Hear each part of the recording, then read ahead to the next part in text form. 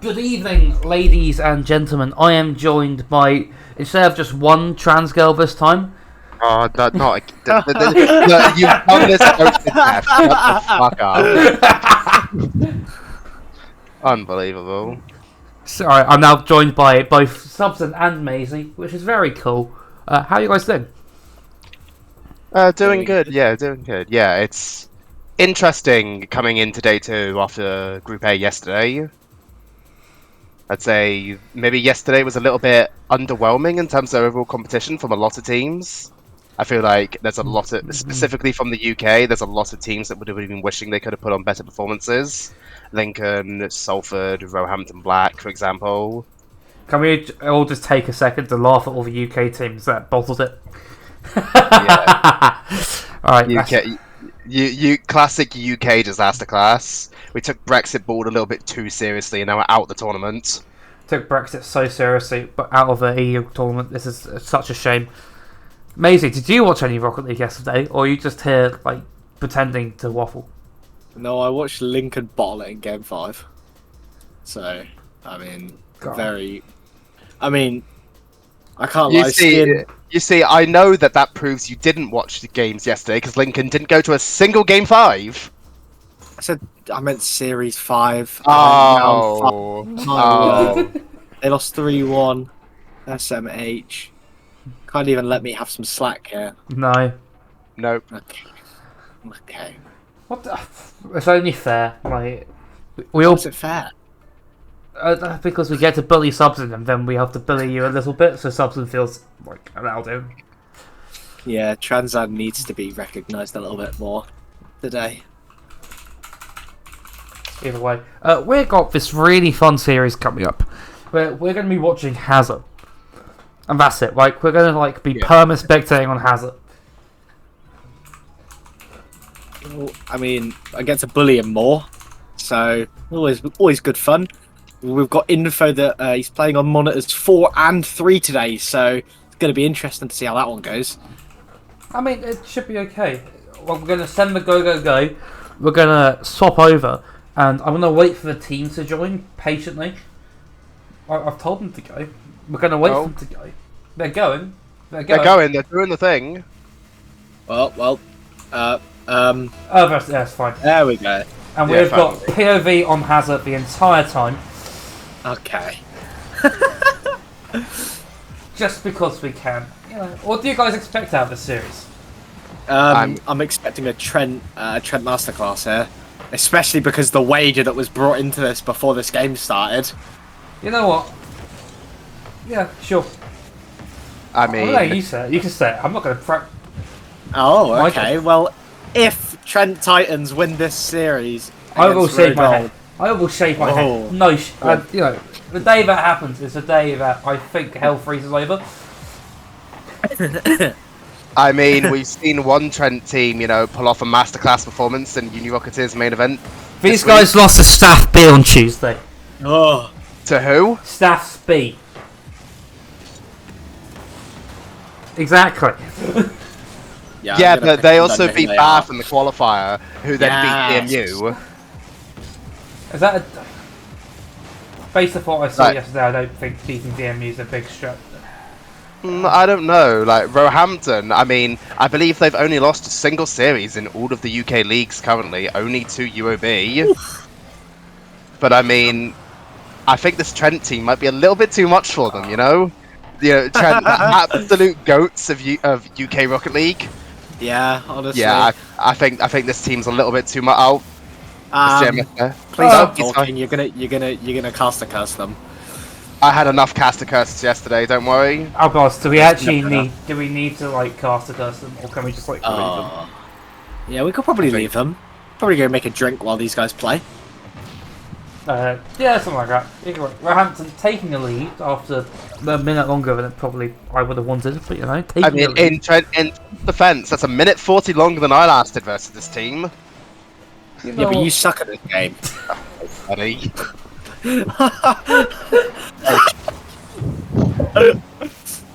I'll be honest, I will take this as I can't hear you, sorry, down there in Rival, whatever you are. That's what I thought, that shut you up. What? I didn't even play. I'm playing Oh, this game. You play this game actively. Can we not bully subs as much? Can we just like tasteful bullying, not just actual bullying?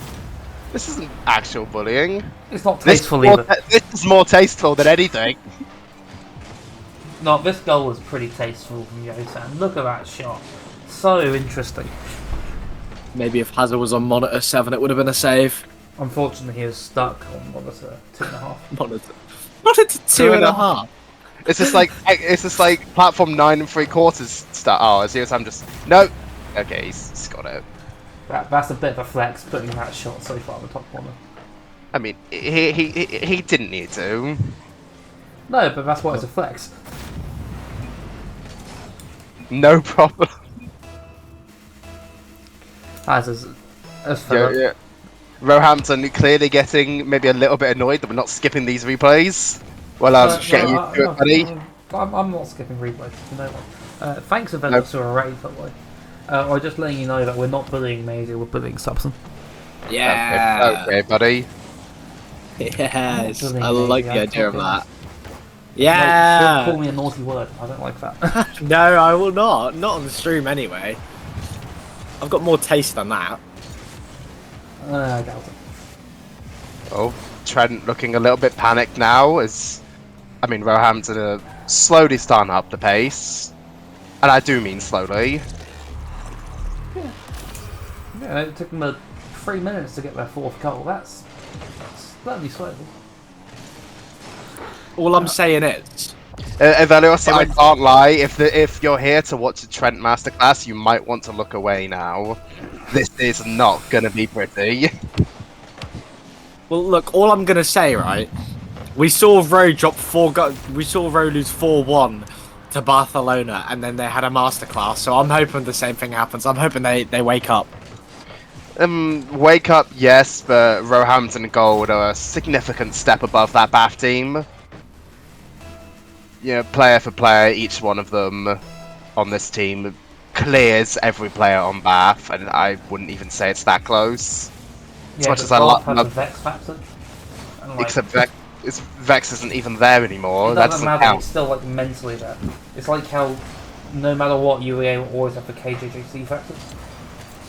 No, UEA just have the UEA factor where everything makes so little sense, it just works. Oh, that's it. The KJJC factor.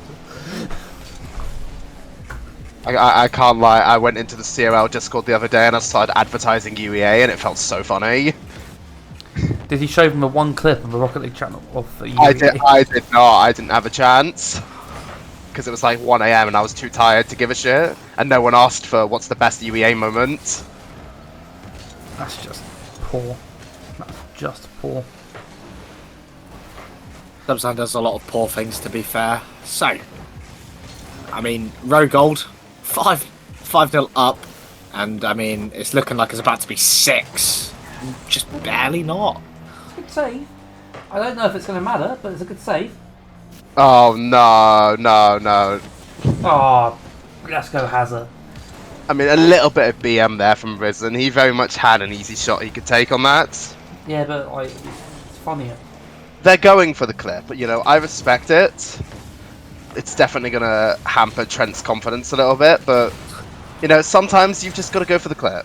You know, get it on Twitter. I'd argue, I don't know if Trent had any confidence going into this series. They had to at least believe that they could do it. Even if it's like 1% going I into still this believe they like can do it. I don't, but as a player, to go into a game believing you can't win, rather than believing it's very unlikely you'll win, it dampens the mental going into the rest of the day. That's just mean. I just do. Yeah. That's just mean. There was some bullying. Some But level of for bullying. for this Trent side, there'll be a difference between them believing they can win and believing in the odds that they can win. Even if it's 1%, they've just got to believe in it for a game or two, just so they can keep their mentals up going into future series. Because if they let their confidence drop by admitting they can't win this series, it's going to have a negative impact on them in series 2, 3, and maybe beyond if they manage to get a win. I can certainly say. I mean, I Trent believe always Trent masterclass. While I don't quite believe in a masterclass, I do believe in that Trent can maybe get a series win today. If they get a lucky draw, if they somehow manage to get a couple games in round 2, give themselves a favourable seed heading into what is going to be most likely round 3. You can always believe they can get a series win against like a Zurich or maybe even get themselves placed against a bye against Southampton.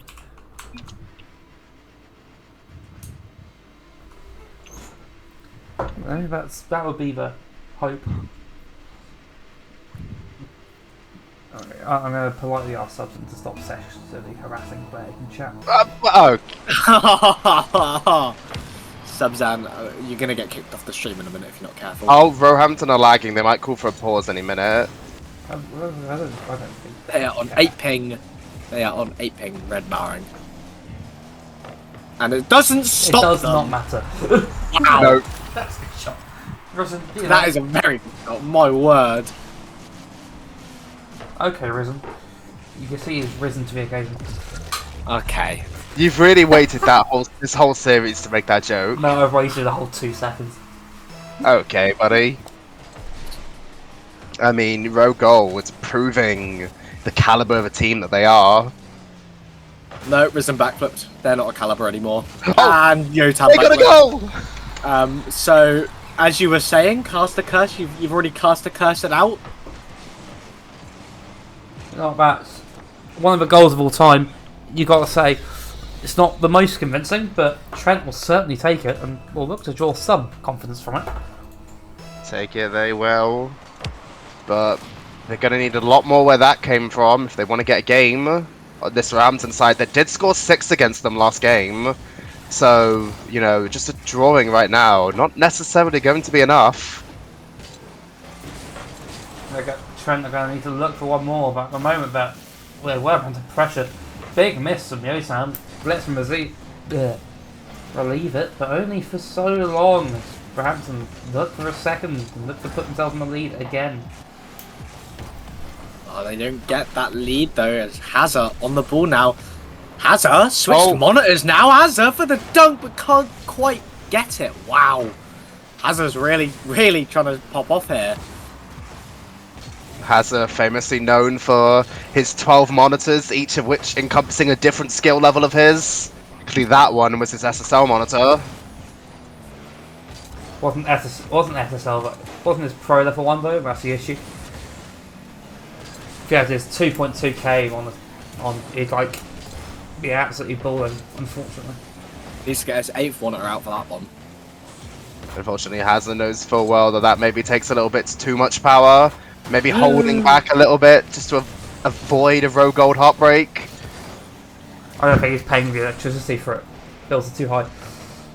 I wouldn't want to pay for that setup. Yeah, neither would I. That's for certain. But I mean, they're holding on now. Trent, I mean, last game they were struggling a lot, and this game they seem to have gotten adjusted to it. A bit like what happened in the Bath series during the fourth qualifier. And I mean, they're getting something to show for it now, but how long that's going to last, I'm not quite sure. And that's Aero slamming the crossbar. The mysterious 4th man comes out once more. I do believe that when we watched Trent play in the qualifier, that 4th man of the crossbar was their saviour for a lot of their series versus Bath. It seems to, again, be their saviour again. Oh. Screamer. Absolute belter. That's... I do want to know if that wasn't Aero tapping it in, that would have been an own goal. I think it would have been Aero's own goal, really. Yeah, agreed.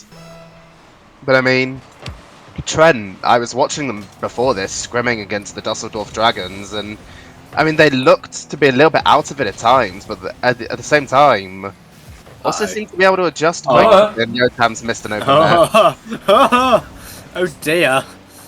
Yotam is probably really not proud of that one, especially after the backflip that led to Trent's early equaliser at the start.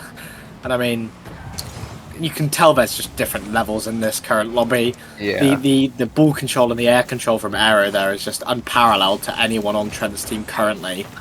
And I mean, just looking at the pressure that's being built against them, really sets apart who is probably, I'd say, favourites to qualify and to not win the Winter Championship, but like certainly go pretty far, I'd say. I mean, most people predicting this team to get third or better in this tournament. They would certainly want to win it, but they've got strong competition in the likes of the Genoa team and current world champions Dr. Booman. Booman having already qualified through yesterday's bracket, Genoa as well playing today, hopefully looking to go 3-0. And those teams might end up facing each other later in the day as Risen puts in the 4th goal for Roehampton. And Trent have just started to fall apart a little bit. We have a panic at the back, and Roehampton are there to punish, as always. It does feel against one of these big boy teams that you have to sort of play perfectly, no mistakes whatsoever.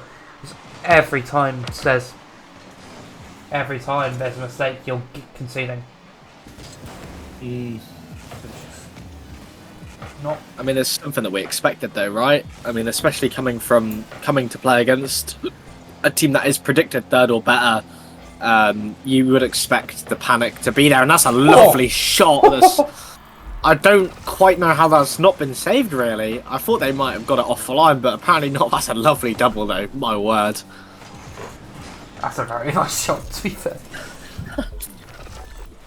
I don't think they've forgotten about Bordeaux JLT. It's like they're good, but I don't think they're like good. I don't have as many hours as like. Oh wow! What the hell just happened there?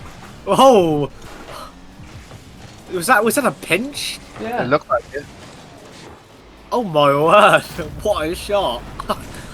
Roe was definitely not expecting that. Neither were we. I don't blame them. That's absurd. Quite frankly. Unfortunately, it's only gonna be absurd for so long as Risen looks for a shot, can't find it. Maybe Trent can grab another hit on this counter attack. JMS there, a bit of a reset. Over one. It's not over him. Gotan just takes it comfortably off the backboard. Right, I've got 6th. This is probably going about to plan for Roehampton, I've got to say. I think if you're Roehampton, the plan was not to concede. On the Roehampton also broadcasting their own team's perspective, a lot more casual of a broadcast. It's very much a lot of from what I saw yesterday, a lot of dissing each other and a lot of just random stray comments. Yotam definitely going to be slated for that backflip earlier. Are you acting like this isn't a casual broadcast? So just no, this very much is a casual broadcast, but they're even more casual than we are. I wouldn't expect anything left for Roe. I mean, they also have the liberty of being a bit more biased because they can just scream for Roehampton. We at least have to believe that Trent can win this. Do we? Do we? Yes. Because you certainly haven't let that off at all, have you? Listen here, buddy. Alright. What, am I wrong? What? Oh no! Oh no! Oh my! Oh, is it? I don't know. Wait. Go in. Oh no! Trent will be disappointed not to get the goal there, but I don't think it really matters. Roehampton looking dominant, even if they're flashing reds and as their facilities internet has a fit. In other series, Leiden currently 1-0 up on AP Esports. And Kiel versus Arcada is currently game 3, one game each. And as far as I can tell, most other series still have only just begun. Exeter versus Birmingham still 0-0. And the same with Kit SC versus Odyssey GG, also 0-0. I'm surprised that. To be fair, I'm quite excited. I'm surprised that Exeter Birmingham's 0-0, but it's proper 0-0. It's It's an Exeter game. As Pads would say, it's proper Exeter ball.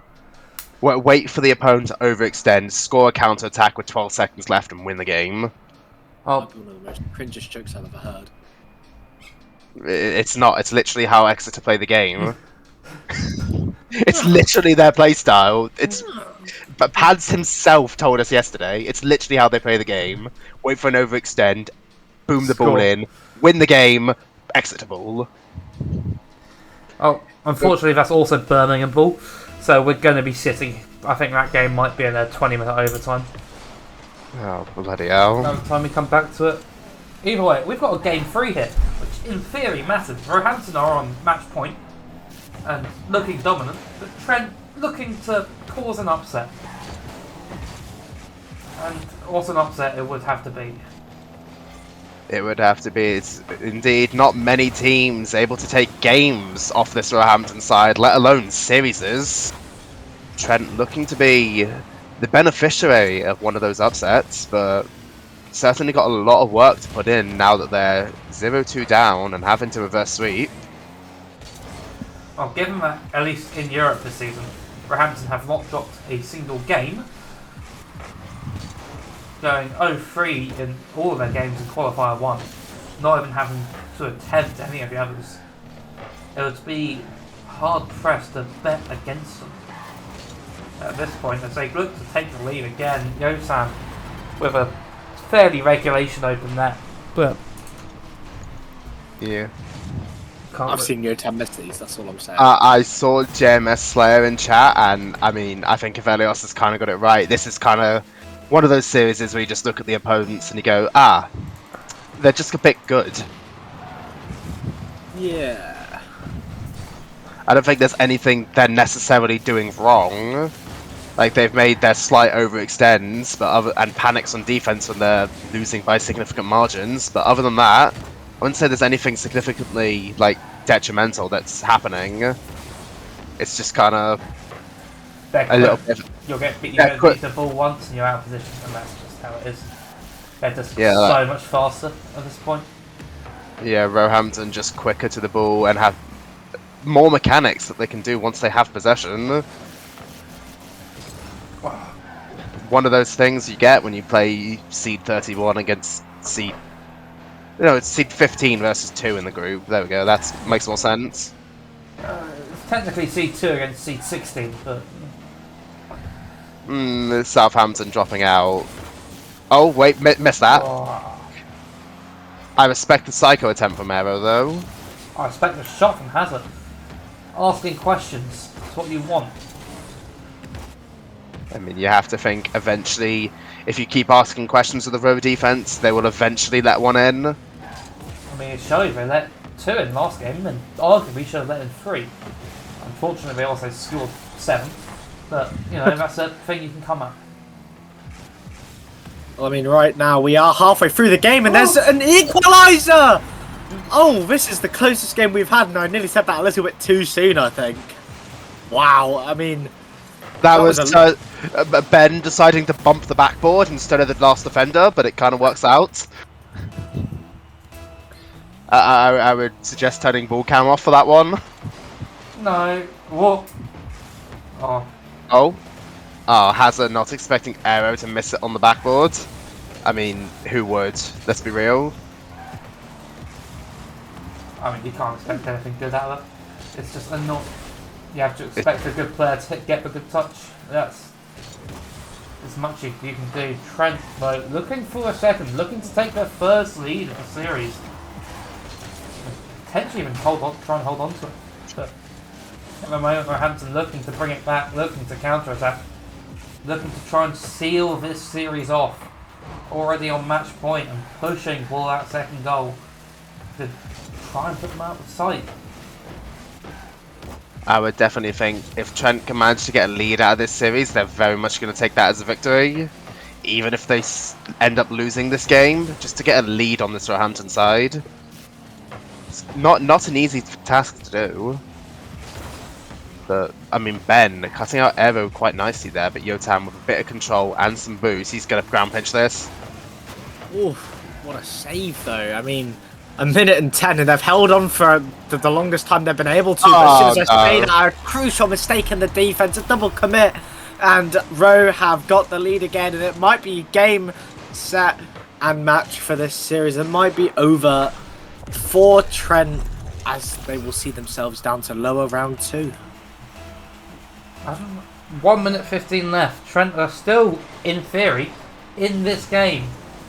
For how long, guys? They need to try and find the second goal. Try and equalise again against a run of play, it's got to be said. They do have a little bit of pressure now. Ben dives as last, and that might just kill it. After a counter attack from Risen onto the crossbar. It's not clinical though. Trent pushing on. I mean, Trent now, they're really pushing. They know they've got nothing to lose here. They know even if they lose this game, if they can get a secondary equaliser, I mean, I think they'd take that as a win in their books. But that ball, Yotam for an easy double, but it's Hazard to dive in and get a save. And 30 seconds left. We're seeing a very, very different game to what we've seen the last few. Especially now that, I mean, Trent, they're actually able to get that ball out. They're actually able to get that clearer sometimes. But the pressure is so extortionate from Roe that I just don't see anything happening. And that's Yotam to get the third and to seal this game and to seal this series off. Roehampton doing a brilliant job to get that 3-0, which is going to be perfect for them coming into future rounds. As many games that they can avoid losing as possible to just give themselves easier opponents and hopefully avoid Genoa, who will probably end up going 6-0 into that third round. I mean, valiant effort, it must be said. They held this game free very competitively. This Trent team has some quality. Whether they'll be able to show it throughout the rest of the bracket is unknown yet. But Roehampton, an easy first win, it's got to be said.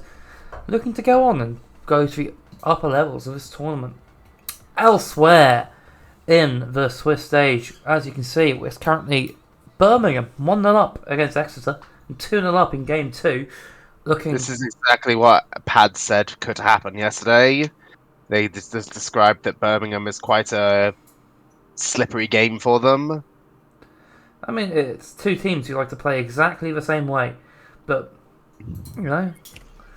I was mistaken earlier. KSC versus Odyssey is currently 1-1 in the series, and then a 5-minute overtime in game 3. Seems like things are getting... No, are they about to score? Yeah, okay, never mind. Kit is just won game 3. I'm trying to load up Max Fisher's stream, which is, you know... JMS, that was a valiant effort though. I was saying earlier, I'm not quite sure if you had like audio on or anything, but it's just one of those things that sometimes they've just got better mechanics and better speed. But you guys were like, really weren't putting that much of a foot wrong. There's not really much that you can say that was like genuinely bad. Like you played that team really quite well. Yeah, I mean, they at the end of the day, it is genuinely just a better team against a team that's not done anything wrong, but you can't do much when there is just a clear difference in skill for the teams. So it was a really good effort, and I mean that last game showed a lot of potential for what you guys have to offer coming into future rounds and potentially maybe trying to crawl your way to a qualification in the later rounds. In cool series update news, currently Zurich are 2-1 up over Aalborg. Huh. Which is quite cool. Okay, who is it that keeps using the in-game Formal. Oh my god, formal! I hate like in-game game counter. Notably, Yes. it doesn't work. But I think it's so bad, and there's a reason why he's then got another game counter to the side. It's that poor that he has 2 game counters. I mean, don't get me wrong. I don't mind him using it, but it's like I just don't like it. Kiela running away with it. Yeah, Expected. I don't know. This is probably one of the what would have been touted as one of the closer games in the bracket, certainly. It is. It's what seed 10 versus seed 7. If I think that's how it is. Yeah, it seems to be Yeah. that way. That's got to be one of the games that I think I think as a neutral, I'd have been the most excited for. It is cool to Yeah. see Kiel running away with it, though. I think we always need a competitive Kiel side, whether they're from England or Germany. Yeah, I would agree with that one. It's not quite the Kiel Krakens, but it's Kiel nonetheless. I really hope that for winter they come back, or for the spring they come back as the Kiel Krakens. I mean, they talked to us in the first qualifier and said that's kind of what they want to do, but they've got to talk to their like esports like team or whatever. Either way, I think we're going to take a short break. We'll wait for the rest of round 2 to finish. We'll be back with a new fixture and hopefully something interesting to talk about. We'll be right back.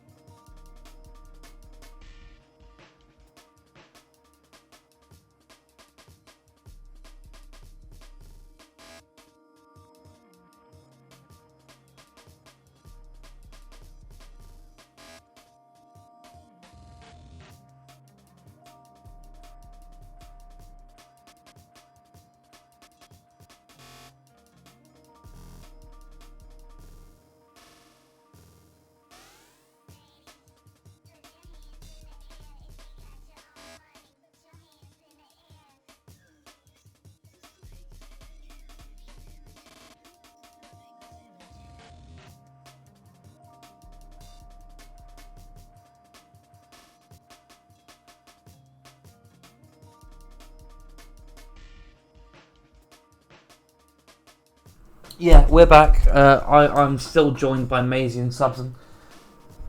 That's it. We've got a really fun game up next, which is once again going to be really, really competitive. We've got Aalborg against Roehampton Gold. I mean, we have just seen Roehampton Gold sweep the Trent Titans. I mean, I wouldn't exactly say that's unexpected, but now a significant step up with this Aalborg team, who did qualify through, I believe it was qualifier 1 in this upper bracket. Technically qualified in the position that would be seed 1, which is, affects if the seed 1 actually showed up to a bracket. But both teams are here, both teams are in the lobby. I think it's time to get underway. I would say so, yeah. I mean, this Aalborg roster of Laskeri, Zaka, and Flower, having put up results in European competitions before, they competed last year in UR Spring, and I mean, they made it to the playoff stage. I can't remember where they finished. Was it, top 12? I'm pretty sure it's top 12. I know they got to uppers pretty far, but then just sort of died out pretty quickly. Yeah. So, a roster with European experience versus the significant upgrade of this Roehampton Gold roster from the Roehampton Monster Shop roster that they potentially would have played last year. Aero and Risen playing instead of JSW and what was either Crisis or Fat Dylan, depending on which term you're looking at.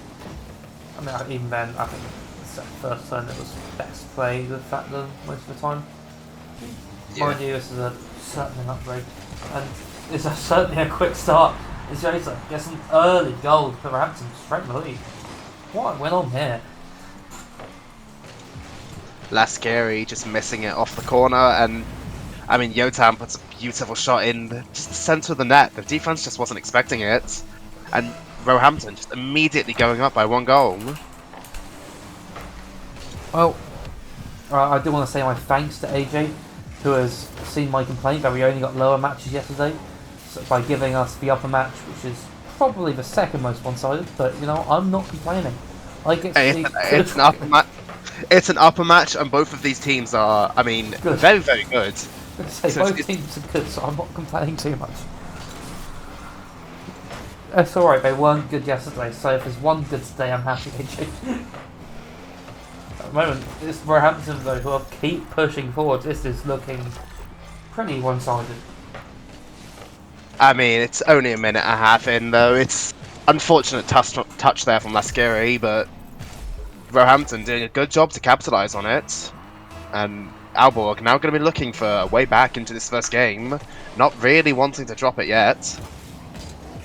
Well, they're not dropping it yet, but they certainly haven't showed like they've been winning it so far. They've looked pretty lackluster going forward. Not really taking their time, but speaking of which, Zaka taking the ball up the side now. Pops it middle, the Skiri's on it quickly, gets a double for ceiling. Maybe a short opportunity, but it's not really a good one. Flower only able to put the corner as such. Aalborg still trying to push forward. Flower pre-jumping from like a different continent. The Skiri going for a double, can't reach it. Zaka going for a second double, can reach it. Aero with a pre-jump block, and that, Aalborg looking better. I mean, they certainly have seemed to have warmed into this series. Oh, that's a nice bump from Flower, but Zaka just a little bit too far back to capitalise on it. But no, yeah, Aalborg seemingly warming into this series a little bit now after their Game 5 win against, who was it? Zurich, that was it, yeah. Yeah, the Game 5 win against Zurich, warming back into this series now against, I would say, a significant upgrade of an opponent. But, doing a good job of adjusting to the Roehampton playstyle. Trying to counteract this fear coming out of Roehampton for the moment. And they seem to have warmed into it well. The last 2 minutes have been pretty even, if not even favouring Aalborg with the amount of pressure they've had. Maybe not had as many clear-cut chances as they'd like, but certainly been threatening. I mean, we say that, but if we look at the scoreboard currently, after 3 minutes, the entire Aalborg team registering only a single shot, with that coming from Flower. Like, the midfield's presence seems to be there, but right now, the actual shooting in the final third, they don't seem to be able to materialise it yet. They can't get the last ball, and as it comes up, Olga's here. Risen with a double for reset. Somehow off the crossbar. Somehow it's not in. I didn't even spot Risen getting that flip reset. I don't even know how he did it. But Roehampton showing that they still have all in the books and just seems to be controlling it. And here they go on the counter. Yotam for shot. Zacharias just about gets it away. Looking to follow up, maybe with a quick counter of his own. Pinches it off the ceiling, but Aero's there easily to collect. Early challenge, but pops it middle. Once again, Roehampton just in position. Right place, right time to capitalise. Oh, that's a double commit. Shots. And right as I was about to comment about the double commit, the ball just being lofted over Risen's head. You know what they say in RCS, double commit, double the power, and that's exactly what they've done here. That's a one great goal shot. back. That's a great shot to be fair from Flower. It is. 1 goal back now to Aalborg, and it's only a 1 goal deficit with a minute left in game 1. Huh? They might be about to make it 2, but Yotam dodges the bump and manages to get the save on the flip reset shot. I think it's so much power on that reset. No, I was thinking that too. Just a little bit more. Flower's currently on a mad one and just trying to out-mechanic him by himself, which I rate a lot. I think that's one way you can beat this Roehampton side. Try and beat them to the ball, try and beat them in the air. It's like probably the most consistent way to do it. Although it's now an open yet. Flower makes it back in time. Aalborg, 15 seconds left. Gonna want to push out, try and take this game 1. Double demo with balls on their backboard. It's a miss. Yotam gets a double. Somehow it's not in again, but Aalborg is still open. Oh, Free shot. That is the most UK double I've ever seen. Yeah, that's a goal of all time. Interesting stat though. Neither team putting on any shot like non-dangerous shots that didn't need saving. Besides the 3 goals that Roehampton have put in and the 1 goal Aalborg has put in, every shot from both teams has been saved by an enemy defender. The accuracy is there, it's just who's more clinical at creating chances, it seems. But Roehampton taking game 1 in quite comfortable and, in the end, a fairly, dominating fashion, putting up 11 shots to Aalborg's 3. That's not what you want to see. You're supporting the Danes. Especially not that the only player on Aalborg even registering a single shot is their single goal scorer, Flower. Aalborg, they need to get, like, Zaka and Leskiri, they're not involved in this game, but they need to start registering shots on the board, getting their own pressure of their own, using the mechanics that they know they will have to break down this Roehampton defense. It's the start Roehampton we're looking for. But we can only give them praise at the end of the day. They've looked clinical, both offensively and defensively, only conceding a pop shot, and a very good pop shot from halfway. It seems like there's no real way to consistently break this Roehampton defense down at the moment.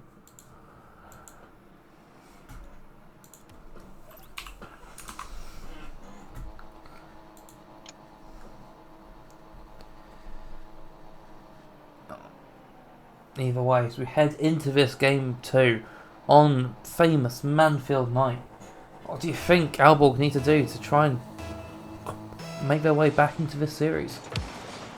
I think they just need to keep taking more shots, ask questions of this Roehampton defense, because that's the one thing they didn't do as much last game as they probably would have wanted to.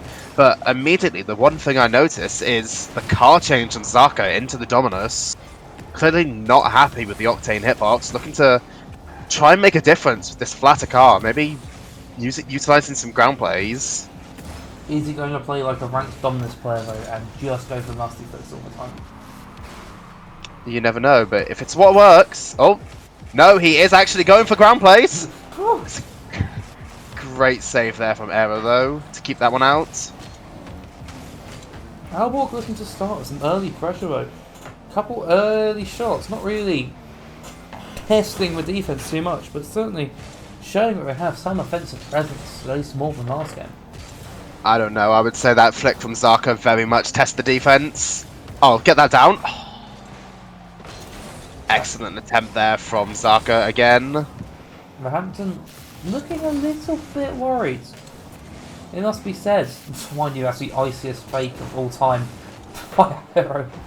Makes it 2, but the scary there to clean up. And Aalborg looked to go again, and when they have gone, they've not looked bad. They've looked pretty good value. Oh, that's a whifty between Aero and Laskiri. Probably not what either of them wanted. Zaka getting shot over Risen. The Dominus pulling out the power and the accuracy. That's a great little pass from Flower. The IQ to put that off the ceiling and just drop it perfectly for either one of his teammates in the end. It's just, The game sense is there. The trust is there for this Aalborg roster. You know, it's very obvious that these guys have experience together on the European stage and trust what their teammates intend to do and where they should be on this field. Either way, here come Aalborg again, looking for a second, looking to double their lead in this all-important game too. Try and give Roehampton their first loss in the Unirocketeers circuit so far this season. But easily snuffed out. And Risen with the double! It's here to answer any queries anyone had about Roehampton. What a shot! I mean, that's just exactly what you'd expect from a player like Risen. You know, brought onto this roster from the Roehampton scholarship program. And, you know, just pulling out... oh, never mind. I thought that was going to go in. So live, but Roehampton clearly not okay with it. Error of a flip reset onto a backboard. Double commit out of Aalborg. Gets it away. Flower now looking for a counter-attack. Yotam sees it away easily. Arrow is there to follow up. And this game has suddenly burst into life as both teams really pushing for a lead right now. Flower unable to make a double tap off that wall, which gives Yotam a chance to take possession of it. Risen now gets it off the crossbar. Flower's able to get it out. Aaron That was close there. Dive. And I don't blame him, but he's gone for the reset, which is popped it Oh, high. I don't. Bumped his teammate. This is strange at this point. It is indeed, but now Risen with a little bit of control. Flower awkward, even though they have full boost. Fakes arrow. Obviously stuck in it. Aalborg's corner. Flower finally gets it out. It's only as far as Yotam midfield line, effectively. Yotam doesn't do as well as he'd like. Aalborg trying to put on some pressure. Oh no. The key word was trying. It's Yotam goes for maybe one fake too many? No. It's starting to get a little bit squeaky, both offense and defense. It's just very awkward. Yotam, the shot off the backboard, sneaks it in. I mean, that was every second that passed. This Aalborg defense just became more and more awkward. Roehampton just not giving up any sort of pressure. Just not letting them out of their own half. And you have to feel that a goal like that was inevitable. But Flower now takes one touch. Maybe would have wanted a shot. Laskiri now with a chance to shoot it, but excellently blocked away by Yotam. Zaka to backboard, but again, just cut out by Aero. You know, Roehampton have this backboard just completely on lockdown. Just not willing to let Aalborg use it at all. I don't blame them. That's, at the end of the day, that's where a lot of Aalborg's goals have been coming from. They're coming from up in the air, up above the backboard. Oof. That one dropping down, the Skiri with a fairly regulation shot, puts it bottom right. Aero not getting the touch he wants, maybe looking up to a dream of his being first killer, but that was not it. 2-0, 40 seconds. Anyone's to win at this point. It certainly was not the touch that he would have wanted out of that. But Roehampton are not going to want to drop this game now. Not to a goal like that. Aero now with the ball, looks for the double. Flower amazingly blocks it out though, to prevent any sort of shot going on target. Risen just in the corner, making the Aalborg defense extremely awkward, just being a constant nuisance. Ball gets 50 past Risen, and now Roehampton have to track back a little bit. It's in their corner now. A lot's being asked of Risen, but brilliant work for him to get that out. Ooh. And dunk Flower. Aalborg patiently put the ball to the ground and play for the overtime. And they get the overtime that they want at the end of the day. First overtime of the series, first overtime of the day. It could end immediately. Zaka with the shot, can't quite get over it. It's not Yes, in. it It is! Aalborg take the game too in, I'm gonna be honest, strange fashion. They can bleed. Roehampton Gold losing their first game in Unirocketeers. And Aalborg proving that no matter how tall a giant might be, they can still bleed. Certainly a comeback for Aalborg would have been one thing. Heading into game 3. Roehampton though, maybe having a dip in confidence. Their armour has been nicked. Will they be able to come back from it and front up for game 4? Or game 3 even, I apologise. Yeah. In other funny news, Birmingham are currently beating Genoa in game 3. What? Are they 2-0 down? Yes, but there's 11 seconds left. Oh. Genoa also about to draw. How many goals? 2-1 to Birmingham. Birmingham, please don't lose this. Which channel? Monsters. Genoa, please, just fuck it. I really want to see them drop a game to Birmingham. That is peak Birmingham. Mind you, RG's about to peak on them. Oh no. Has he just peaked on them? No, not quite. It's close. Anyway, we're heading into game 3 here. I promise I'll stop watching the Italian versus English team. I'll start watching the Danish versus English team. It's Yosham early up off the sidewalk. Can't really do anything with it.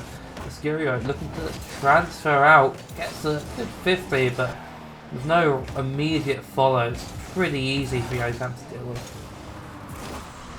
To confirm, Birmingham did win game 3. Oh, let's go. Oh, Flower misses the ball, but Zaka bails him out there before Yotam could do anything with it. Oh, a little bit of panic and miscommunication there between Laskiri and Zaka, but who was that? I think that was Yotam. Yeah, puts it slightly off target. But now there for the follow-up shot. Zaka now with not much boost, trying to take a little bit of control of this. Almost does so. It's still stuck in the Aalborg corner though, not really able to get it out anywhere. Zaka now up, looks to get a flip reset with this Dominus, does so. Makes it awkward, 2 Roehampton defenders go. I almost called it Roehampton then, it's not last year. So this isn't a one-man army anymore. Well, it might need a bit at the moment. Somebody from Roehampton needs to step up to try and take control of the series. Because Aalborg look like they're weighing the bay back in. The demo at the back post and the Scary puts it on top, giving them a goal advantage in game 3. And that's some amazing game knowledge to put that one as far as possible, and then just demo the last defender. Aalborg, I mean, struggled in game 1 a little bit, but these past 5-6 minutes have looked thoroughly in control of their own destiny in this game. Roehampton trying to look for an answer to this new look of Aalborg. But Roehampton, if anything, looks stunned. Maybe just not quite able to react as the infield pass to Zaka makes it 2. Roehampton are falling apart. I wouldn't even say it's falling apart. That's just a top class infield from Laskiri to Zaka. And Aalborg again, the chemistry from these players just shining through, just to know exactly where they're going to be at every given moment. Aalborg looking like they're the better team at the moment. Whether or not that's on paper, it does not matter. They are currently 2-0 up in this game 3. For how long though? Zaka with the save. Aero can get the shot on. Flower can't make it back. Roehampton get one back. That's certainly going to be good if you're a Roehampton fan. You can't afford to let Aalborg run away with this game. 3 minutes left in this game 3 now. I mean, it's still anyone's game. Roehampton with the skill to be able to claw this back within that time very, very easily. And as I say that, Risen almost with a chance there, but blocked out by Flower. I'm pretty sure, I don't even know if that was on. So I think it certainly would have been if Flower wasn't there. Yeah. Oh, but that's now an open chance for Risen. But I mean, Flower again, just a brick wall on the defense.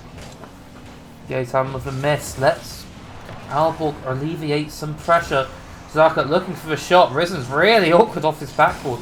Does well just to get a touch away, but it's only up to halfway. But Roehampton with a quick shot blocked away easily. Another quick shot off target. No one really there from Roehampton to try and follow up and capitalise off this pressure. They just seem to be hitting the ball as fast as they can at the net and hoping at this point. And I'd say Aalborg look up to it. They've clearly taken that game 1, wised up to the Roehampton strategy, and have adapted accordingly. You know, maybe this card change from Zaka doing more than just showing a difference in aerial to ground play. I do think you're reading into that a little too much, but either way. Yeah, maybe a little bit, but he pulled a mercy. He's still playing the same way. It's just either way. Either way, Roehampton looking to equalise. Minute and 30 left, and running out of time to do so. Of all times, you don't expect this Roehampton team to go down to match point against, well, very solid, but maybe not as star-studded Aalborg team. Again, another shot on target. Aalborg are currently controlling it. They are indeed. I mean, this Roehampton squad only, I believe, have a single series loss to their name across the entirety of the NSC and Nil season. That being to the Birmingham Bottlers. And they do not want to add a second one to that list. Laskiri puts a flick on. Barely doesn't get it over Yotam. Again, Aalborg just... It's a third. Aalborg punishing the panicky defense. It's a great touch from Flower and a great bump from Zaka again. Laskiri with an open shot puts it into the space. Aalborg restore their 2-goal lead. 50 seconds left now in this game. It's going to be panic alarms blaring now for Roehampton. Like, last thing they want is to go down a match point against the Aalborg side that has momentum on their side. But if you're an Aalborg fan, you know, you're currently loving what you're seeing. You know, potential to go 2-1 up against this Roehampton. Oh, that's a brilliant save from Zaka. I've got no idea how he's kept that one out.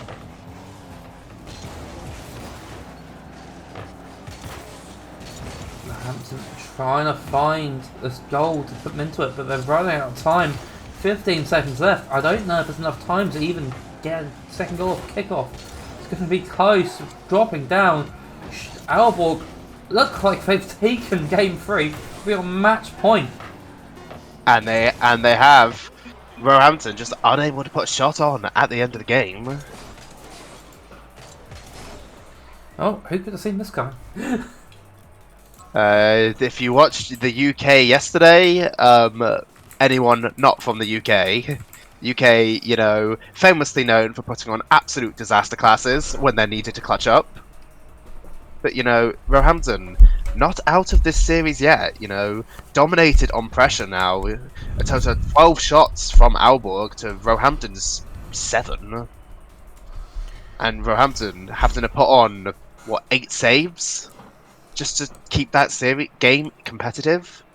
You know, Aalborg really ramping up the pressure now. Roehampton still struggling after what was a very strong game 1. They seem to have maybe just lost that momentum after a good fight back in game 2 from Aalborg. Roehampton looking shocked and stunned. JSW is going to be having words, trying to get his players back into the right mentality, trying to rejuvenate their spirits. But they're going to need something in this game 4, because if they play like that again, there's no way they can beat a very solid Aalborg team. And, I mean, Coach JSW definitely having a word with them there. Not a single Roehampton player readying up until the death of that game. it's obvious that maybe their mentals are a little bit shot after those last two games. But, I mean, with a coach like JSW, with the experience that he has, you got to hope that he can bring the side's not only mental, but their confidence and their game plan, and bring this series back into Roehampton's favour.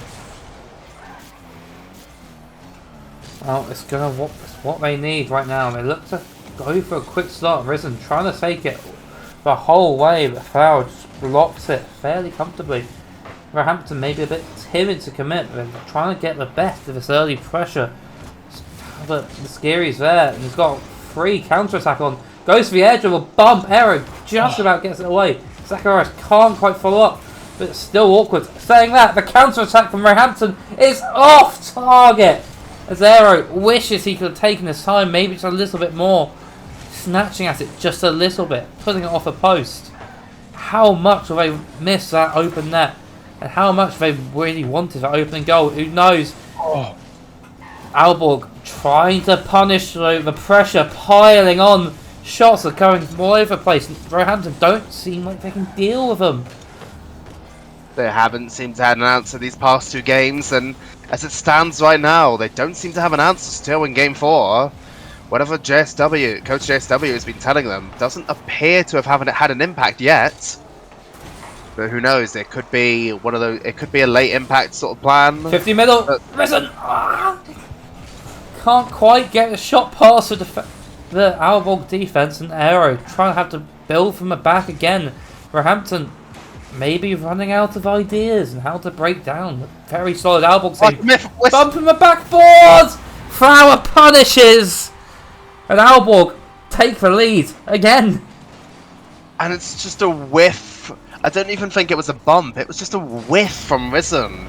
And Yotam caught rotating back. There's just nothing he can do to catch up with that ball. To give him credit, Yotam was bumped. I couldn't even see that. I thought he was just rotating back after a commit. Oh, that's an excellent low play there from Laskiri to try and bait in the defender.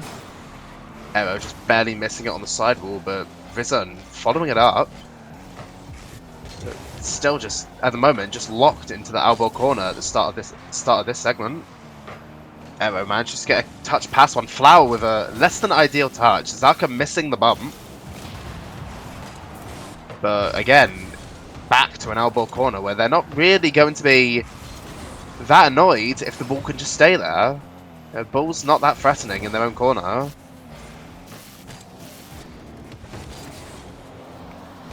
Roehampton still trying to pressure for this first goal, and they do get it. Yotam with the shot off a pass from Risen.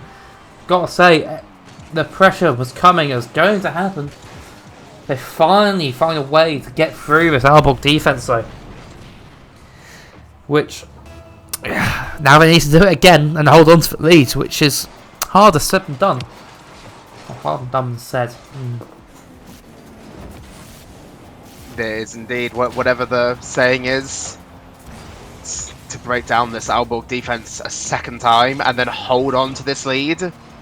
It's not going to be an easy task for Roehampton, but Aalborg, not happy with the fact that they're now tied game, they're going to want to push this back again and regain that lead that they've had for most of the past two games. I don't think Roehampton have held a lead since game 1. Oh no, okay, that's not in. It wasn't in, but it was very close. Roehampton not looking confident, maybe still looking a little bit shaky. They're slowly growing back into this game mode, growing back into this series. The mistakes are drying up for them. As Yotam now on the 1v1, can't get it past Flower, who has to be said, has been playing excellently so far. I agree with that. Flower definitely looking to be the star MVP of this Aalborg roster throughout most of this series, getting, I would say, a significant amount of their offensive pressure. But Risen now looking to take it upfield. Zaka with a miss on the backboard. Yotam manages to get it past one, but gets demoed for his troubles. I mean, Aalborg kind of just stuck in their corner once again, just hoping Roehampton can't punish them. I don't know if they'll be complaining about Roehampton. Don't look like they can get it middle. Don't look like they can force the goal at the end of the day. And if they can't force the goal, they can't lose, to be honest. Yotambo going for a double. Risen following up, but not in any meaningful capacity. Aero trying to keep the pressure, but just ends up giving a free shot to Flower. Going for the edge, but can't dunk it. Zaka trying to get the beat. It's a double commit out. Roehampton there a little bit all over the place. And both teams are trying to scrape it. Cloths here, trying to find a winner. Oh, Yotam not reading a miss. And finally, there might be a little bit of control in the second half. oh, Zaka, interesting pre-jump there though. I must admit that this game has turned into quite a little bit of boomer ball these past few minutes. Oh, that's a chance! Yotam icing up for the save. Risen trying to get the bump. Maybe should have gone for the ball. Arrow went for shot. Off the crossbar. What a save! It goes to overtime. And how are Alpha still in this? Oh, Lascari with probably the iciest save of his life. To get that with no boost as well. Actually, just mental. And I mean, oh no. That's fine. Right. Zaka takes it away into the corner. Time and space. Doesn't use it. Pops middle. Lascari just about pops it away. And maybe Alborg look to counter-attack. Yotam beat easily, but Aero's there to follow up. Trying to take it round. Flower early. Gets a beat past two. Lascari with a shot for crossbar. Zaka going for the follow. Not in. Aero in the 1v1 situation. Just concedes to being beat. Oh, God, this game's actually quite good.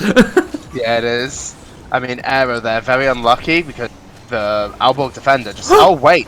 The Alborg second defender just getting back to him in time to... Zaka! Oh, Zaka with almost clip of the day. Clip of the tournament, most likely, to be honest. I mean, yeah, we've not had exactly any good clips yet. But amazing sidewall double, and I mean, Roehampton just about wise enough to get to it. Flower now takes a touch, maybe wants a flip reset. Manages to 50 Yotam, looks for a 50 or something. Doesn't quite manage it. I don't know why I said 50 there, I definitely meant bump. This game is falling apart. Maybe it was a bit of pressure. Flower with a pre-flip the scary can't punish. Ball still in Roehampton's end. They seem to want to get Alborg piling on the pressure. When are Roehampton gonna break? Is it now? No, it's not. Yotam should be able to at least block the clear. It's still awkward. Risen with a touch. Zaka with a shot. Risen still in the way. Just close it down though and gets a path clear. Maybe this buys enough time for Roehampton to rotate back, and it seems to have done good wonders for them. Roehampton goals gonna have fresh in their mind the failures of yesterday from the UK. Only one team out of 7 qualifying to the top 16. They do not want to be joining that statistic today. But Risen now with a chance. Lascari brilliantly puts it away, and this overtime continues to go. Neither team really looks like they're giving an inch, but both equally as nervy. Neither team seems like they want to stamp their foot down and lay claim to this game. No team wants to control it as much as they'd like. Whether it's forced or not, both teams seem a little bit nervy. Roehampton trying not to lose. Oh, that's a chance. Easy clear though from Risen. This very much could be quite a long overtime. I feel like both teams playing it very, very safe at the moment. Not really willing to overextend. Neither team wants to lose, but neither team also wants to win enough to push it out. No team is buying for a win and trying to put the pressure on. They're both pretty content with just waiting and hoping for a mistake from their opposition, which at the moment hasn't come in a little bit. Both teams looking solid, if not shaky. Either way, there might be a chance here. Flower goes for a pass. Zacharias with a shot. Yotam up early.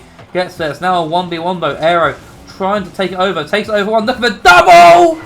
And gets it! And we go to game 5. Oh, yeah, game 5 in what must have been one of the best series we've played so far. I would definitely say so. That is such a good shot from Aero. I mean, Alborg, unlucky to not take away the series there. They looked like they dominated most of that game 4. But I mean, now you just have to reset and take this on Champions Field. There's no more second chances in this second series. If you want to go 2-0, you have to take a chance now. But regardless of how this series ends, with this series being 2-2 right now, the winner of this likely to play Genoa in the third round, who have just... They haven't No, swept. they won 3-1. Okay, never mind. They still might not play Genoa. They might not play Genoa, but the key is for every team in the round 2 high, you want to avoid Genoa at all costs. Because, like it or not, they are the best team in this group by a margin. And avoiding them, being able to take that second seed going into the playoff stage, it's exactly what every team in this group is going to want. Well, if we go and look at some results, we can see that both Genoa and Kit SC have beaten Satu to go into the round 3 high, which is certainly not a result I was expecting. Leiden versus Kiel is currently in Game 5 overtime. Which is very nice and close over on Mattfish's channel. We're entering Game 5 here. It's still up to who, but we all know that winner of this either plays Kiel or Genoa or Kit. There's certainly one team I'd prefer to play over for the other. And it's certainly not the Italian super team, but neither of these teams are going to be focusing on that for now. They're just going to be focusing on the task at hand, winning this Game 5. Oh. Aero doesn't quite manage to get it round Flower. So Aalborg currently just pressing in this Roehampton defense, looking to try and start this Game 5 off in the way they would have hoped to have ended the Game 4 overtime. I don't know, Roehampton are coming back quickly, looking to put on the same pressure they had in Game 1, trying to show their dominance on paper. Aalborg, though, look a little more close up to it, but they're still under early pressure. They're not getting the same level of clear, so a demo in the midfield will help them certainly transition. First of all, Zaka takes it under 1, but just a little bit awkward. Neither Flower or Zaka really knowing who's going for it. Yotam bangs it onto the corner, and there's no real follow, and it's still a little bit nervy from both teams. I mean, I'm not surprised. You've come off of a 3-minute overtime, and now, without even knowing the other series' results, to know that you have a chance to avoid Genoa, both teams are just going to want to win this Game 5, but Zaka misses the free shot. Zaka does not quite put it away first time, can't beat cleanly second time. Roehampton maybe giving up an opportunity that they get lucky with it doesn't go away. They'll be looking to try and put this away though. Aero on the counter, just pop middle, Yotam bottom right. That is what you call placement. And Flower just panicking a little bit on this touch. As you see, I think it was Laskiri who went behind him, expecting that to be his ball, and it was just a slight lapse in communication from Aalborg, costing them that first goal. Oh, a first goal has been cost, unfortunately. Roehampton with an early lead is what they would have wanted in any of these games. But now looking to try and seal away the series. Maybe try hold on, try and push for a second, make the lead a bit safe. Aalborg are going to need to push out. They want to stay in this upper bracket and not head to the 1-1. Which, let's be honest, it's going to be a mess down there. I mean, whichever one of these teams ends up down there, there's a lot of teams you're not going to want to play. There's going to be some teams you do probably want to play, but... Yeah, it could be, but there is certainly also teams like your Exeters that you maybe want to avoid a little bit. Setu, another team you want to avoid, but luckily neither of these teams will play Setu. Come from the upper round, but Risen, I mean, he's just cold with it. He just waits for Zaka to commit and just puts it where he's not. Goes underneath, takes Roehampton 2-0 up. And surely this is the UK team we can believe in, Thompson. I don't know. Saying UK team and believe in doesn't go well in the same sentence. Lest we remember the Kit incident of 2022. That wasn't a UK team. No, not Kit. Kiel, that's the one. I was going to say. I mean Kit as well. bottling it on LAN. Yeah, Let's team bottles. reverse. Let's not forget their reverse sweep against Sinclair. Yeah, they didn't bottle it as hard as any other team on that. Like, I think that's more Sinclair woke up compared to like Sinclair got top 4 of that top. You got to remember. Yeah, with a sub. Oh, that's okay. Roehampton are back to showing quality. They've calmed down. They've slowed it down. An arrow, the 1-2 from Yotam just puts it past the Skiri. Can't really do much more. Gives them a 3-goal berth, and surely this is it for Roehampton. I mean, you'd think so. 3 goals, a minute and 45 left on this game. But Zaka looking to score this flick now, but I mean, Risen, excellent defense from him to prevent Aalborg from getting a foot in this game 5. I mean, with a minute and a half left, it is starting to look a little bit ropey for Aalborg now. The Eel Castle gamers not wanting to go down to that round 1 middle match. They have to start putting everything they have into this game 5 if they want to avoid that fate. But right now, Risen gets a free shot and it's in for a 4th. I think that's it. I think that's a little bit of lights. Yeah, I would believe that is the dagger that Roehampton have been looking for. Just to end this series. But I mean, fair play to Aalborg, having looked like the dominant team for easily 3 of these games. But, you know, with a minute left, they'll still have to believe they can make this comeback. It's not likely, but I mean, it's certainly a bigger comeback than I've seen in my times, especially in these sorts of competitions. In this scenario, you don't see Roehampton giving them an inch, yet alone the mile they need to come back in. But Zakov a shot. Oh, hello. That's one. Cuts the lead by 1. Doable. I mean, that's exactly the confidence booster Aalborg are going to want.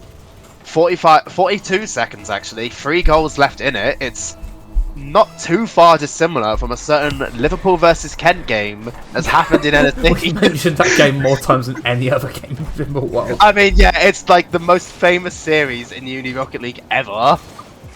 If you know Unirocket League. I don't think it's really going to matter. No. Realistically, this Aalborg team needs to score as soon Now. as possible. They don't have any chance. This shot has to go in, but Yotam just says no, puts it on target. Roehampton make it 5, and Roehampton will be saying GG's, and will hope to avoid Genoa in the upper round 3. I mean, depending on the other results, they might still end up with Genoa. I mean, Genoa and Kit both winning their games 1-3, so currently Roehampton likely coming. I think they'll be avoiding due to seeding. Yeah, and also they went 3-0 in their first round, whereas Kit went 1-3. I mean, yeah, it'll probably be Kit versus Genoa, and then the winner. It'll be Kit. Actually, I don't know. We'll see. We'll see what that is. But Roehampton. Well, it all depends on the result between Kiel. Well, it's 3-2 to one of the teams, so. I presume so, yeah. Oh, either way, we're gonna go to a quick intermission, as Maisie is still here but very quiet. We'll be back once we figure out what's going on in this bracket.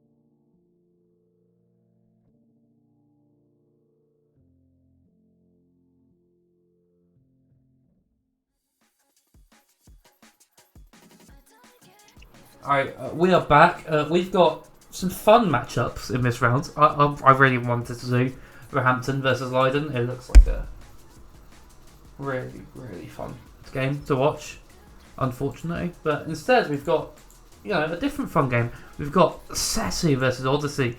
The Irish against the Belgium, which is like, I'm gonna be honest, I don't know much about this Odyssey University. I don't know if you do something. No, I don't. Just the names, Badness, Jeffsky, and Jojon. I've not really heard of them before, but I'm pretty sure they have the backing of an org, I think. I want to say I've seen something on Twitter about this team having some sort of org behind them, but I can't remember. I might be incorrect there. But I mean, this Setu team, a team that realistically requires no introductions, and immediately Jojon, from his own corner, just 50s Thompson, just clears it down the field. Not bad. That is what the Setu team would be looking to start off with in the other way net. But there's a good start for the Odyssey team. Obviously this Setu side being well known for making worlds last season, and they've only made an upgrade since then.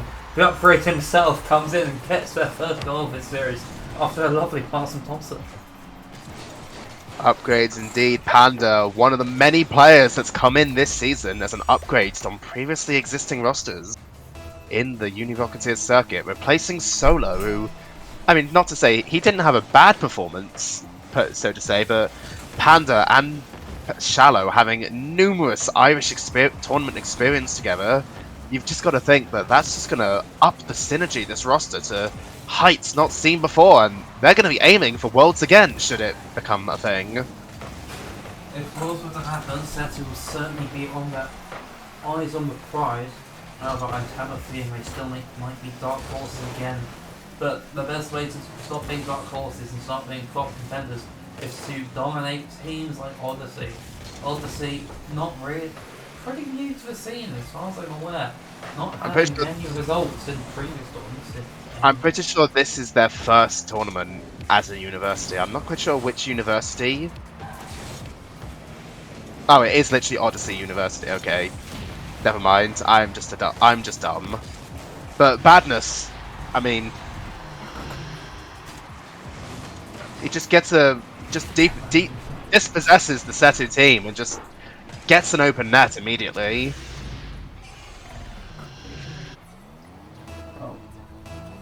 It's 2-1 now to Odyssey GG, and I mean Shallow with approximately 8 ball touches in the first minute. I mean, it's only been a minute. I don't exactly blame him. That's not an ideal touch from Badness, but Jojon managing to 50 on the shot to prevent any sort of Setu offense on materializing. And now they just begin to press it downfield a little bit. It's a little bit awkward now for Tomster, but managing to avoid the bump and get the clear. Setu's looking shaky. They look like they're going a little too fast for their own good. Their third man play has been lacking, and they've not been particularly convincing defensively so far into this series. They're only 2 minutes into game 1, but conceding 2 pretty cheap goals, you must be said.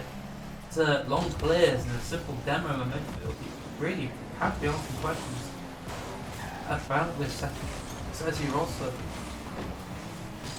Lots of hype around them, but maybe it's not quite the hype is quite paying off. Who knows? But I mean, Setu not really had much of a chance to prove themselves yet this year. I mean, they've played in Newell. They've had some good results, although being reverse swept by the likes of Roehampton Gold. So they definitely have the capabilities to take on these top rosters. But I mean, currently, just being seemingly dominated by this Odyssey side. Badness. I mean, that was an excellent sidewall double. And Jeffsky just puts it top right from the midfield. It's a lack of control on Setu's end. The panic touch from Tomster. Jeffsky punishing as well as anyone really could. Odyssey taking a 3-1 lead in game 1, and you gotta say, most people heading into this would not be expecting it. I mean, Setu having just come off of what people would say is an upset against the new look Kit SC Lawnmowers, who, I mean, I'm not entirely convinced on that roster yet, with Percy 17, I think it is, replacing Pads coming into this year. Not had a chance to watch them play yet, but Setu probably very surprised to have been losing a series like that, regardless of the fact that that is a roster that has competed at the World Championships before. But Setu now looking to make a bit of pressure out of this, but Badness just gets it away from Shallow, and Panda's now being tested, but he's missed! The Setu defense does not look comfortable with the ball at the moment, and they're not creating enough going forward to really justify any sort of hype into them. Obviously, so far the better team by a good margin. The physical play and the just constant pressure they're bringing to the Setu team, they don't have an answer for. As they get a fourth, Jojon the pass middle, Jeffsky puts it into the bottom right. Setu are crumbling as we speak. The pressure from Odyssey GG just looking significantly more intense, and I mean, Setu just seem unable to get out of their own half, and Odyssey just capitalizing on every mistouch that Setu makes. Currently, Setu needing something, needing to bring something back. It doesn't look like it's happening. Odyssey on the pressure again.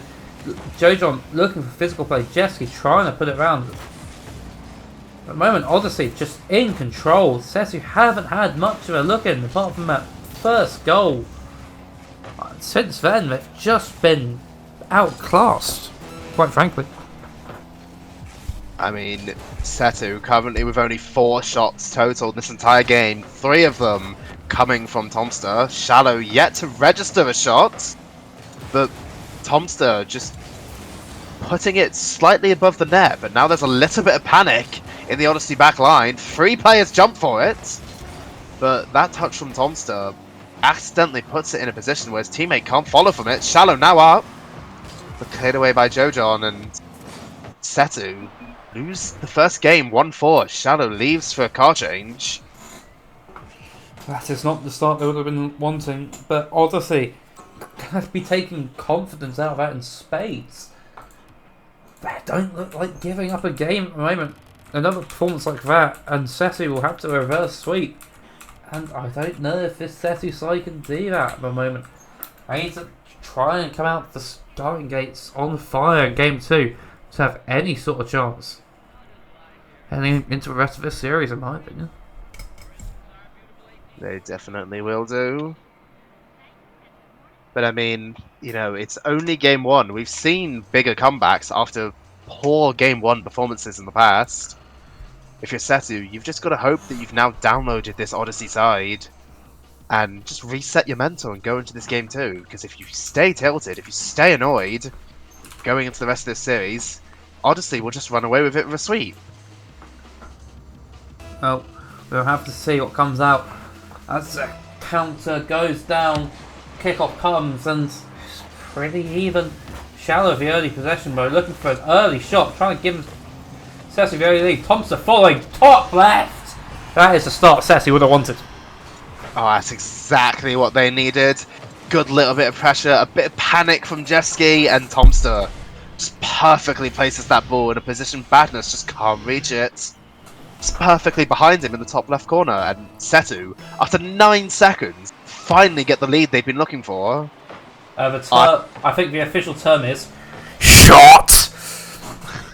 Either way, Setu looking to pressure once again. Panda looking for a double off the backboard. Setu seem a lot more confident in maybe just retreating and not going all in on every attack. This lead, maybe just helping them calm down just a little bit after what was a very chasey game 1, especially in offense. But here comes Odyssey trying to put on their first piece of real pressure this game.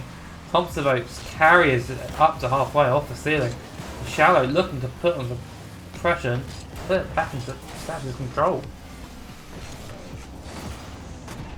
Setu definitely look like they've got more of a foothold in this game too. Something that the Irish fans are definitely going to be happy with, because No team wanted to go down 0-2, especially not in a game that, if you lose this series, you're down to elimination point, and I don't think either of these teams want to be sitting in a 1-2 position. That's just how brutal Swiss can be. Panda and Tomster both getting a demo each. The last defender goes, but Badness quick to it. Oh, but Joe John's awkward. And there's no one from Setu there to capitalise. Seku's second man just hesitating a little bit. Not giving them the time they'd want. But either way, Setu's still on the pressure. The ball's still in Odyssey's end. And they haven't had a real way to get it out until now. It's only up to halfway though. And Tomster looking for a second touch. Joe John beats him finally. Odyssey can breathe, if not only for a little bit.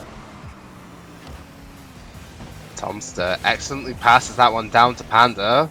It seems obvious that this Setu side has been grinding together. They seem to, now that they're clicking, their chemistry and their positional awareness of their own teammates seems to be relatively on point.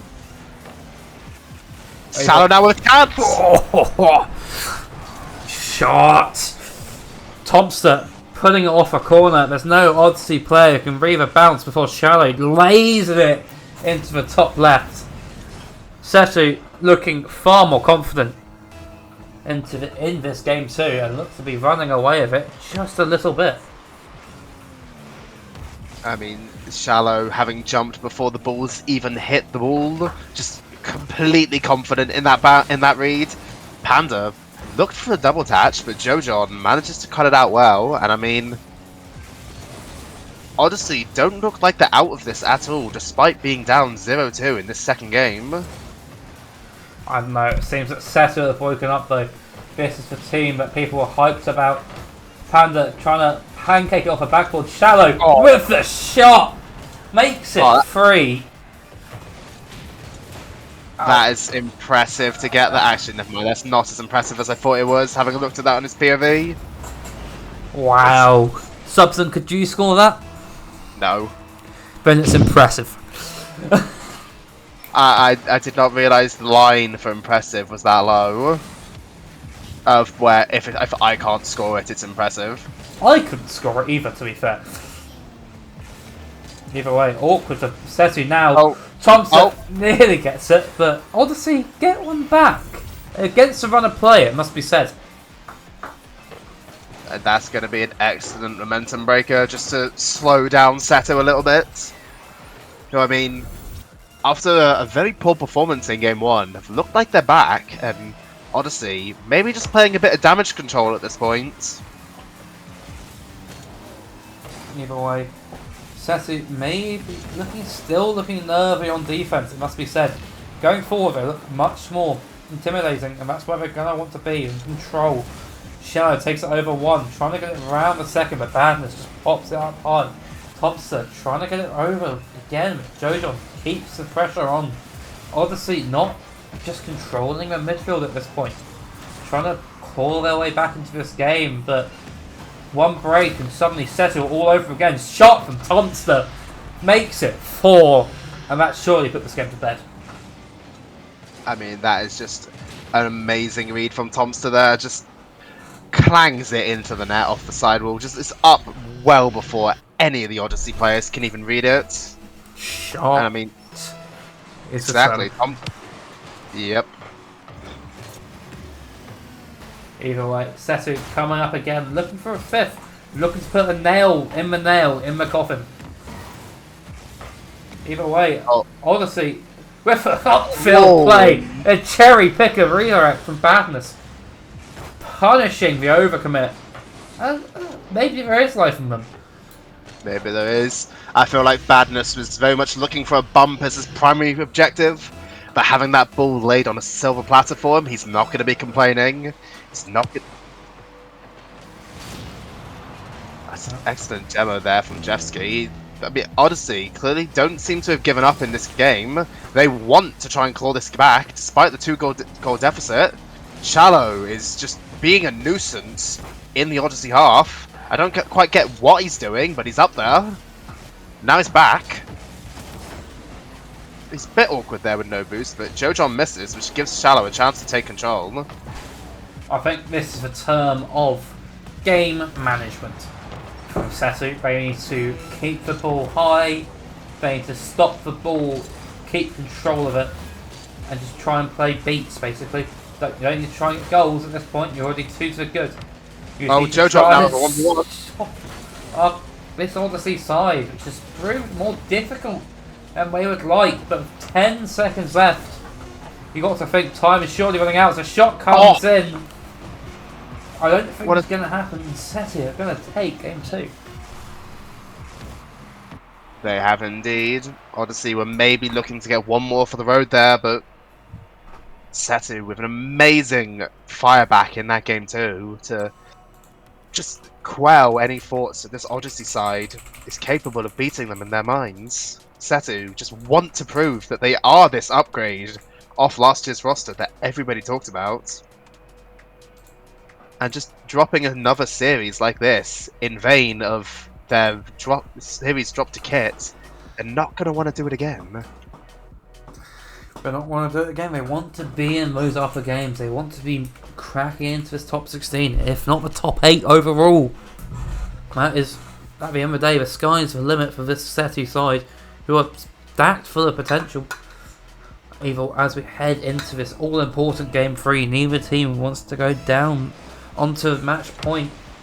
Both teams want to be in control at this point. Who can try and set the stage for this series to really come alive?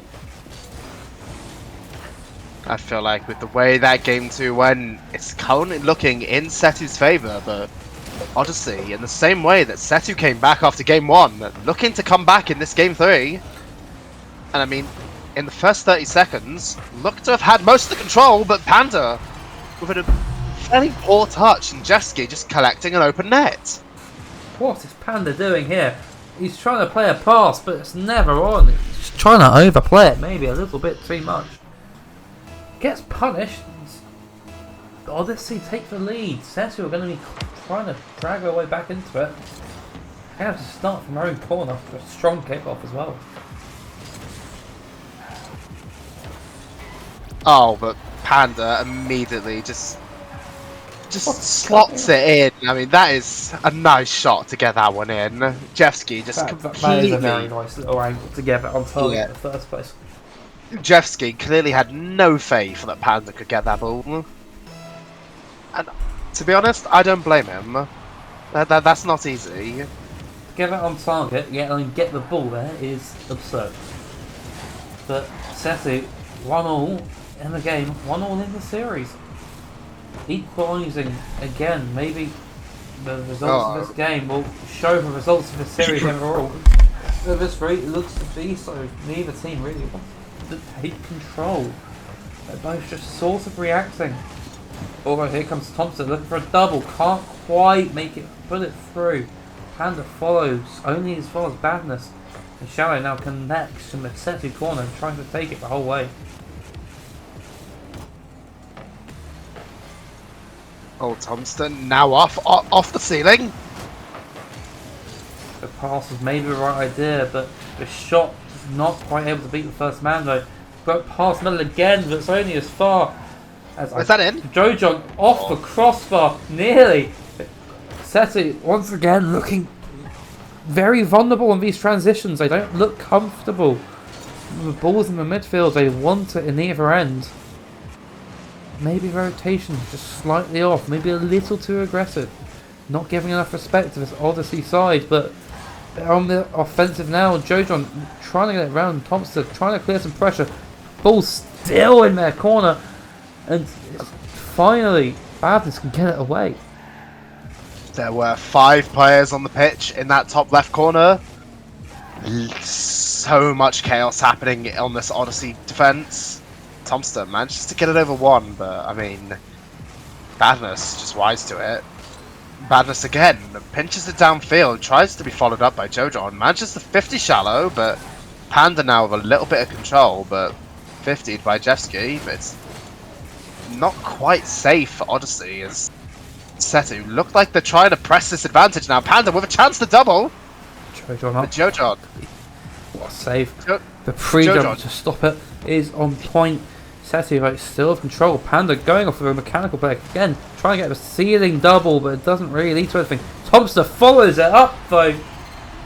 Gives Setu the lead. 2 minutes left. That is an incredible play. That is really nice angle from Tomster. And I mean, 2 minutes, 7 seconds left. You know, it's not a safe lead yet. I would just like to say Arcada are currently 2-0 up on the Trent Titans. This is a sad, sad day. Well, I looked over, Trent were 2-2 with 40 seconds left. Then I Trent tabbed was back 2-0 out. in that game as well. Yeah, and then I tabbed back and it's 5-2 at the end of the game. Well, unfortunately for the Trent Titans, it's what most people expected. I feel like they have the capability to take a game though. Back to this game though, Jeffsky, I mean he's got no boost now and Tomster knows it. Maybe he doesn't. Oh, he fakes him out. Shallow now up, takes a shot, barely off. Panda's shot blocked by Jojon. And Odyssey looking to press up a little bit now, but it's a weak shot from Jojon as Jeffsky beaten out by Panda. Shallow, awkward shot off the ceiling. And Setu, I mean, they're pressuring significantly more than they did in Game 1. Just riding the momentum they got from that Game 2 win. Riding momentum is the correct term. At the moment, they're just trying to ride out this last minute, trying to force themselves into a victory point, trying to get themselves on that match point heading into Game 4. Odyssey will be trying to chase their way back into it. It feels like just a little bit. Missing on as much as they can, they're nearly going to get rewarded. Jojon's looking for a middle, can't really do anything of own. Shallow, easy touch away, intercepted by Badness, but it's only as far as Shallow once again, who's eating up every loose touch on this Odyssey side. Thompson in the net, performing heroic, so Odyssey really pushing for a winner. Don't know how long it's going to last. Thompson twats it into the top left.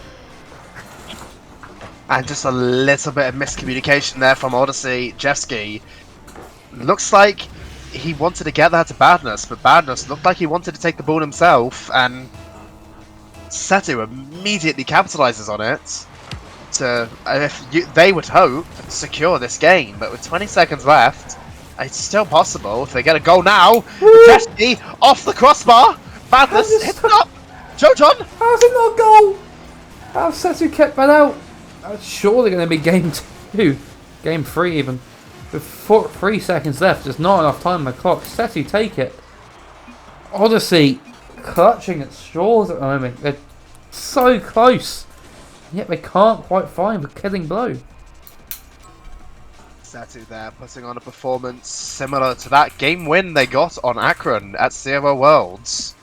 With that sort of defense, but they're going to want to win this series. They're going to have to keep that up and not give Odyssey a look into this Game 4.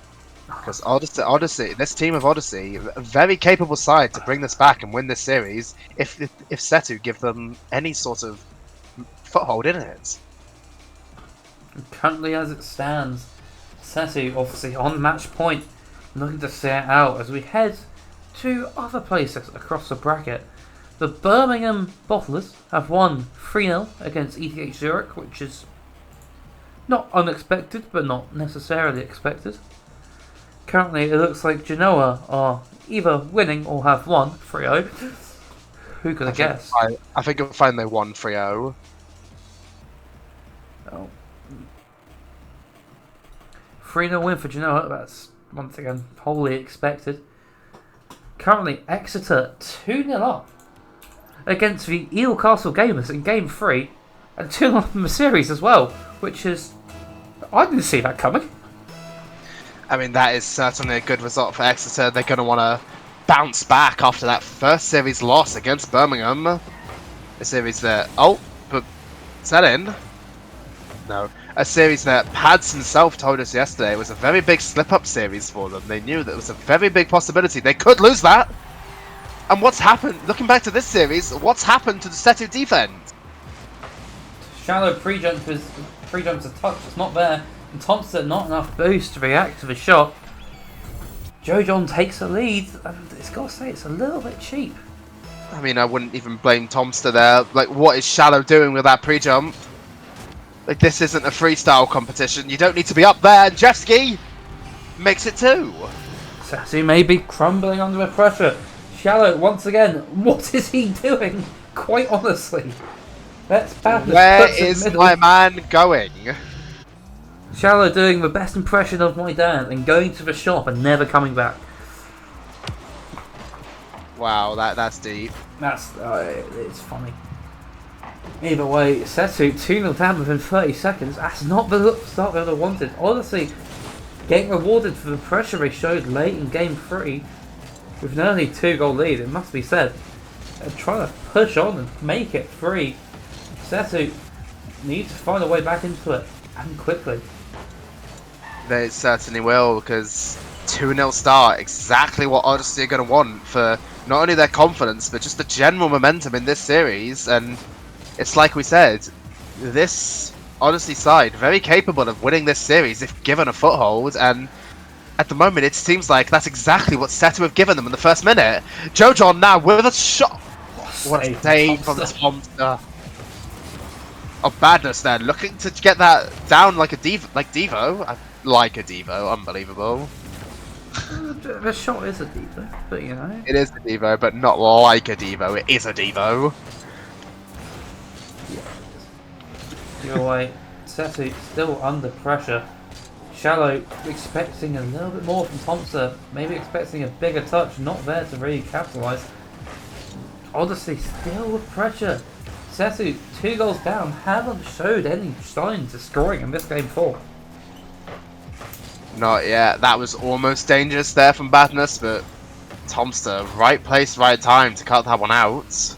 Now takes a little bit of control of it. It's 50 by Odyssey player. I think Jeffsky, who's now has a chance to slow play this, but just hits it on the backboard. No teammate follows up, but both Shallow and Tomster dive for it. Now Badness gets level 1, is left with an open net, but just plays it slightly too slow, and Jeffsky from the corner just makes it 3. And I mean, if you're Setu, you've got to be a little bit worried now. Setu defense has been shaky all series, but it seems in this game they have gone missing. 3 quite cheap goals, to be fair. Well taken by Odyssey, but they're not going to beat Setu. I'm not looking forward to it. This is not what they want to be going into a potential game 5. Especially when it's going to be putting them in the lower bracket, or the lower side of this Swiss bracket. It's not what they want at all. 1 and 2 is very much not a result they're going to want, especially with a team like Loughborough waiting in the wings. Oh no. What the hell? Both Loughborough and Arcada, most likely. I mean, it could be Trent Titans, but they've still got to win 3 more games against Arcada. And I mean, they're currently 3-3 in game 3 with 20 seconds left, but regardless of who they end up facing, any of the teams coming from that 0-2 match are a threat to both of these teams. Neither one realistically wanting to play them. I mean, you never want to realistically go down 1 and 2. You never want to play Loughborough in a bracket. Oh no, Tomster. Really should be putting that away. Setu are creating chances finally, but they're not putting them away. They need to try and make these chances count. They need 2 goals. 2 minutes left. Shadow's off the ceiling, was bumped off it by Badness. Panda over the shot. Pass to Tomster. Hooks it. Bottom right. Setu 1 goal away from equalising. It was a decent idea from Badness to bump Shallow and then get that off the ceiling, but it's just unlucky that Panda just waiting right where he hits the ball. And I mean, Setu, 1 minute 45 left. They're looking a little bit more live in this game 4. It's exactly what they're going to need, because every game they can get will matter to getting a better seed going into round 4. But I mean, they're still being tested by this Odyssey attack. That's a less than ideal touch. Panda jumps for no reason. Jeffsky just puts it behind him. Suddenly, deficit doubled once again for Setu. I mean, I don't blame Panda for jumping. That's I mean, that's a me-level shot right there. Just bouncing on the ground, bottom corner. He's definitely expecting something in the top left. No. Here's a chance though for Setu. Maybe an early kickoff might help. Bum! Demo! Goal! Oh, This game's a little bit all over the place now. it is, but I'm all for it. Tomster just decides, I do not care about the ball. I am going for your life. And Shallow, it's welcomed, clearly, because Shallow just immediately follows it up. Shall I trust the demo to come through? It does, and suddenly it's only a 1-goal game again. With only a minute left, Setu still need one more to keep them alive. Well, not force game 5, and at this rate, I don't want to think what it's like. Oh. However, there's an open net for Panda. Equalises, minute left. This game is still all to play for. Trent lost this week. That is quite unfortunate. Do you want to know something funny, though? Well, it's not funny, it's just interesting. Currently, it's Leiden 2, Roehampton 1. Roehampton are up in game 4. Leiden 2. Wait. Leiden are beating Roehampton. In series, not in game 4. This is probably going to go to game 5. Roehampton showing that the UK does indeed have no eye. For reference, Roehampton are trying to reverse sweep. Oh my! What is with Roehampton and reverse sweeps? I just built different. Oh, Shallow, hang on! Different Shallow. Putting it middle. There's no follow. Panda expecting a heavier touch. Can't react to Shallow's top middle. If it's still left with a shot, Jojon only up to halfway. Shallow's there to clear. Badness with the 50. They're still in Setu controls. Bouncing around the midfield. Jojon gets a good 50 though. And Setu trying to build out. 10 seconds left. Do they go for the win, or we just play it slow, play it to overtime? A little bit of game management maybe, to use this in game 2. Panda just puts it... No, he doesn't actually. I thought he was going to put that to the floor. Badness ends up putting it to the ground. Not willing to keep that up on 0 seconds. It's a bit too much of a risk, to be honest, but I mean... Odyssey, very much having sold this game away a little bit. The advantage they were given at the start just dwindles now to a 4-4. I don't know why Badness has jumped there. Might leave a chance for Tomster if he's got a flip. Badness was awkward. Can't get the shot. Badness gets it over 1 though, and now the counter attack is on for Odyssey. Panda needs to get a touch. Does. Over the Tomster, who's got the free open net! And Setu see out the series. 3-1. They were 3-0 down in this game. They were. I mean, Odyssey have got to feel bad about that, but all the credit to Setu. They really turned it up at the end. I mean, that just reminds me of a series I've played in RSC. Exact same situation, 3-0 down. Win it. I mean, we won it 5-4, but... Who? Yeah, I'm not falling for that one, buddy. Cool. Yeah, I'm just letting you know. Yeah, okay. Maisie is correct in chat. Nobody cares. Whatever. Oh. I've realised I probably do not want to say that, but yeah. As we move on, we have a look around. Who else is live right now? Yeah, well, it's currently on formal with Roehampton against Leiden, who have gone to a game 5. Roehampton looking to reverse sweep. I'd go watch his stream for the rest of this game. This game looks really cool. Until that game is done, though, we will be going for a quick break while we wait for Roehampton versus Leiden to finish. And after that, we'll be back with a round 4 fixture. We don't know yet, but we'll be back.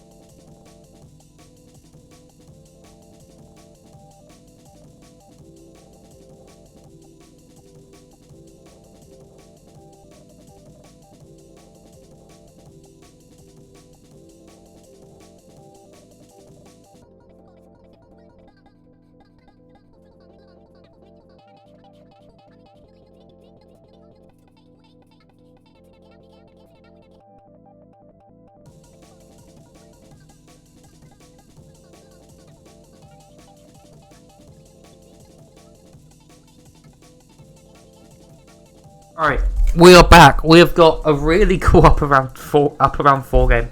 We have got Birmingham against Leiden. But there's a slight caveat on that. Leiden are... Oh, they're just going, by the way. Playing the sub. And they've gone without me saying, this is really cringe. I'll make sure to bully them later. I mean, yeah, Season 5 champ tournament winner, Crowman.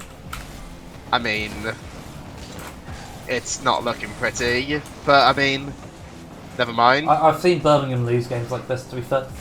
I think, yeah, quite frankly, Birmingham had a better chance against them with Get. Probably. But Birmingham.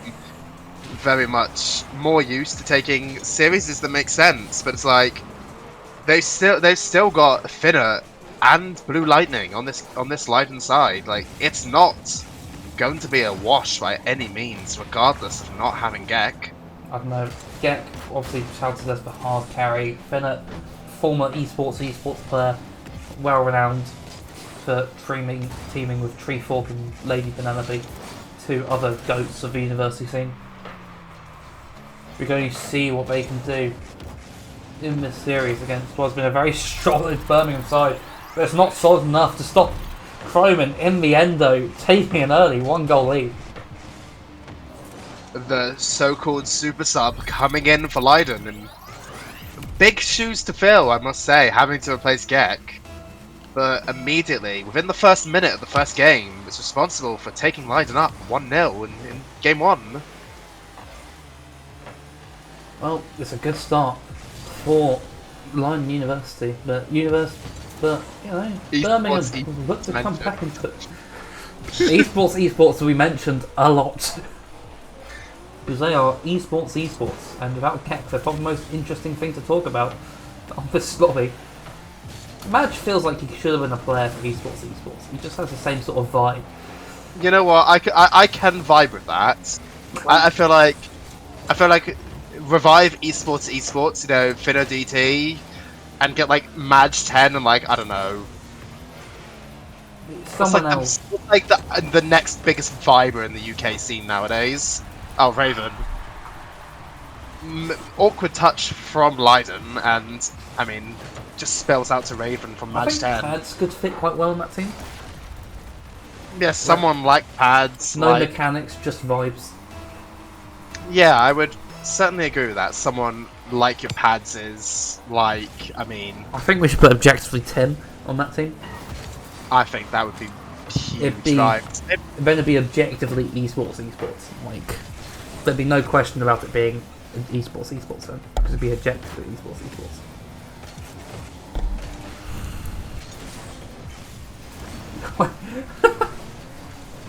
A waffle shall commence. This game is, interesting. Been a bit back and forth, not really wanting to take too much control. Birmingham having some, after withstanding some early pressure, looking to come back into it. Looking to maybe be trying to plant their foot down. Their sort of, I don't know how to describe their style of play. It's very boring. It's very Birmingham British. Certainly taking inspiration from Exeter, who they beat in the first round, and I mean Madge 10. How does he get that angle? No, I do not know. Madge coming back to Birmingham this year after a year out to complete his masters. I think no, it's his PhD, isn't it? Yeah. He's doing. So, but upgrading from Triss, I think it was. I mean, that's a pretty good upgrade, Matt. It is. Madge being a well-known ranked grinder, but Triss famously nicknamed Madge 2K, but he's not 2K enough to save that one from Blue Lightning. Gets a touch into a backball, and Serio and Madge on top of each other can't get a good enough save. Blue Lightning there to follow up nicely, to be fair. And I mean, Blue Lightning, a player that I've watched a fair few times and had the experience of playing against, but I mean, showing off exactly why he's in this position, regardless of not having Gek, but Sarah excellently blocks away Finnett's shot and keeps this game tied, because in game 1, both of these teams, and neither of them really going to want to give an inch. No one wants to lose game 1, but at the same time, both teams maybe feeling each other out a little bit. You never want to lose game 1 to a team with sub, and you never want to lose game 1 to Birmingham because it's Birmingham. Yeah. Like, there's no winning situation here. one of these teams is losing, as always, but one of these teams is properly losing as well. Yeah. Because especially if you're Leiden, winning this game 1 is going to mean so much, especially for the confidence of Croman, their sub, who is likely he's likely known that he's coming in for this series, but likely wasn't expecting to actually have to play with Leiden unfortunately throwing a 3-goal lead against Roehampton in Game 5 to even end up in this situation. It wasn't. I wouldn't say throwing. That last goal by Roehampton was really good. I mean, the last goal, the one that was already in overtime, but the other 3, yeah, I mean, that was not so much. Either way, this Rising team looking to right past wrongs and trying to move on. But Birmingham currently in the possession, in the pressure, trying to take the win late on in game 1. 20 seconds left, the ball's stuck in Leiden's corner. Blue Lightning is just sitting behind it, very smartly, just playing time, playing game management, as you would say. But maybe there's a chance to break out. Finnet trying to push it across. Cronin puts it off the backboard. Load of demos in the midfield. One last chance. Raven can't get it over. Match 10. Short's going to watch it go to the ground. Not quite though. Oh, no. There's a punish. Match 10 not killing it properly. Finnet pops it into the top of the net. And Leiden take game 1. Oh, and Madge 10 is going to be kicking himself for that one. Just letting the ball bounce barely too high. And Finner, credit to him, wise to it and punishes brilliantly to get Leiden the first game lead. And a little bit of confidence going into the rest of the series. The confidence is what you need at this point in time. You can only hope that they keep this confidence and keep going on at this point. It's what they need to keep going. As they head into game 2. Leiden, the late winner. So no, there's no way Chromin is C30. I refuse to accept it. Got champ tournament tag, mate. Yeah, but there's some people wear bronze tournament tags in SSL. Yeah, but those are funny. Like, if you're wearing a champ tourney tag, it means you don't have a GC tourney tag. If you're wearing a GC tourney tag, it means you don't have an SSL tourney tag. If you don't have an SSL tourney tag, it means you don't have an SSL tag.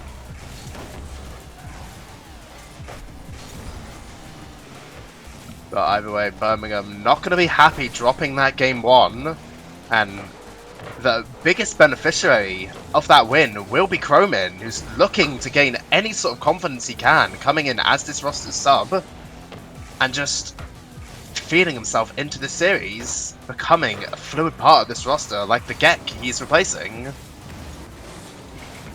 The way it doesn't need to be a fluid part of this roster at the moment.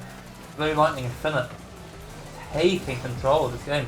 Birmingham not really having any good opportunities so far. The midfield's been thoroughly controlled, and it's not really much more you want from them. Match 10 though, control in the on the midfield line, just flounders in front of it. Gek and Blue Lightning are, there. So, but looking to capitalise with a reset. Gets a musty off the post. Finishes there to clean up by Raven with a shot followed. Blue Lightning puts it off the post again, saving it away. Birmingham putting good pressure on now. Leiden's looking a bit spooky. Syria beats Croman to the ball and it's 1-0 to Birmingham. That is certainly quite unfortunate. Chromin just flips to where the ball is, not where the ball might end up, and I mean, Syria effectively puts it past him well, and Birmingham 1-goal lead now, minute 30 into game 2. It's exactly what they're going to be looking for. Oh, Raven nearly getting the double. Match 10 trying to put it back on target. It's not quite in there. But Birmingham still piling on the pressure. Leiden haven't really gotten out of their half in the last minute or so. Birmingham looking to try and take control of this series. Weak touch in midfield, nearly capitalised on. Now the counter coming straight back from Birmingham. Croman looking for the double, not finding it. Ball middle for Madge, but Raven doesn't commit. And now Leiden gets the counter. Oh, Croman barely beat out. Oh, Finner DT with a good 50. Finner DT, I swear to get onto your weight. Doing it now just to spite you. Blue Lightning now with a reset. Doesn't manage to get it over 1, and Croman now rushing back. Manages to get the boost. Oh! Save. How is that out? Blue Lightning and Chromin just coming together to save that. Madge caught committing a little bit too high, but Chromin just slightly too slow to capitalize. No. Twitch chat, can we bully Subzan for using the term thinner DT? No. It's just bad. No, it's just bad. You know what? I don't care. But what I don't do care care if I about don't the care. Dara being up. Double commit though between Chromin and Blue Lightning. I mean, Leiden, they're looking a little bit more frazzled than they did in game 1, but that's mostly due to Birmingham, who seems to have locked in and figured out the strategy. The strategy is midfield control for Birmingham, and it's working well. Leiden not really having a look in this second game. Maybe one opportunity, but even then it was really comfortably safe. Here comes Madge looking to get a reset, trying to force this middle. Finna puts it away, but only as far as Sergey, straight back in it. Straight back into Leiden's corner. Ball finally leaving the blue half after what must feel like an eternity. Ball pops mid, Cronin can't find a shot in time. Leiden wants a goal to keep this game in control and put it onto match point, but Birmingham not budging at all. Chromin now tries to do something with the ball, but unfortunately just collected off by Raven, but now past middle. But Sarah again cuts it out. Leiden not willing to commit as hard as they probably need to. With 30 seconds left in this second game, Sarah now gets a touch on it, but it's off target. A little bit of scrambling between Finner and Chromin. And I mean now Birmingham just with a little bit of game management, stalling out the clock at this point. 15 seconds left. Leiden needs something now. They're maybe going to get it. Finner nearly the breakaway. The Blue Lightning stuck in his own backboard. Cesario trying to get the shot. Chromin taking it upfield. Match 10. Properly seeing the ball down it seems, but not quite enough. Bennett is up for a shot again. Blue Lightning trying to follow with a double. And gets it! Birmingham concede on 0 seconds again. This time not to lose it, but must feel terrible. So it goes to overtime. And that is just so icy from Blue Lightning. Just delay the shot slightly, reposition, and just slot it top left. Birmingham now looking to retake the lead. They kind of need to get. They don't want to do it quickly. They don't want to give Leiden and let them generate more momentum. As Blue Lightning, the shot just about blocked out. Finnet takes a 50 on halfway. Madge finally gets a clear. Turning as far as Blue Lightning. Seems like the tables have turned. Birmingham scrambling. Shot not quite in, but now Finnet overrunning it. Blue Lightning over one. Trying to get a double again. Oh! Just 50 off the line. Raven saves it away. Birmingham still under pressure though. Soya takes a 50 into the corner. Match 10. Trying to get the beat. Dumped by Blue Lightning. Trying to force it middle. Soya awkward. Gets a touch away into the corner. It's not fun for Birmingham as they're still under so much pressure. So little boost in their tanks. Finally, they get just a half clear. Just maybe try and buy some time. Blue Lightning manages to get it into the midfield. Madge 10 searching for demos, but Birmingham not able to do anything with it. Blue Lightning now up. Barely off the crossbar though. As now Birmingham look for a counter-attack chance. No one from Leiden seems to want to go for this, but now triple commit in the net. It just seems to be locked in this corner, but Chromin tries to clear it, but it's only as far as Madge 10. Raven now looking for... Safe. Looks for the shot. As Leiden now scrambling to get this one out and get a little bit of control of this midfield, which, I mean, they've lacked for most of this game. And in overtime, it doesn't seem to be any different. Match 10 Oh no. with the shot. Saved off a line with Blue Lightning. Raven is there to follow up though. Birmingham take game 2 in... Oh, it's a good play by Madge. Raven there to follow after what must be a fairly underwhelming save from Blue Lightning. But Birmingham I will don't not be really think complaining. there's much more Blue Lightning could have done with that. I feel like I'm being a little bit harsh. Yeah. I mean, with 7 saves to his name total across that game, you can't really fault him for barely managing to not get it off of his crossbar. Birmingham's pressure finally paying off. And now they're trying to make their way back into this series and try and take a little bit of control against this Leiden roster playing with a sub.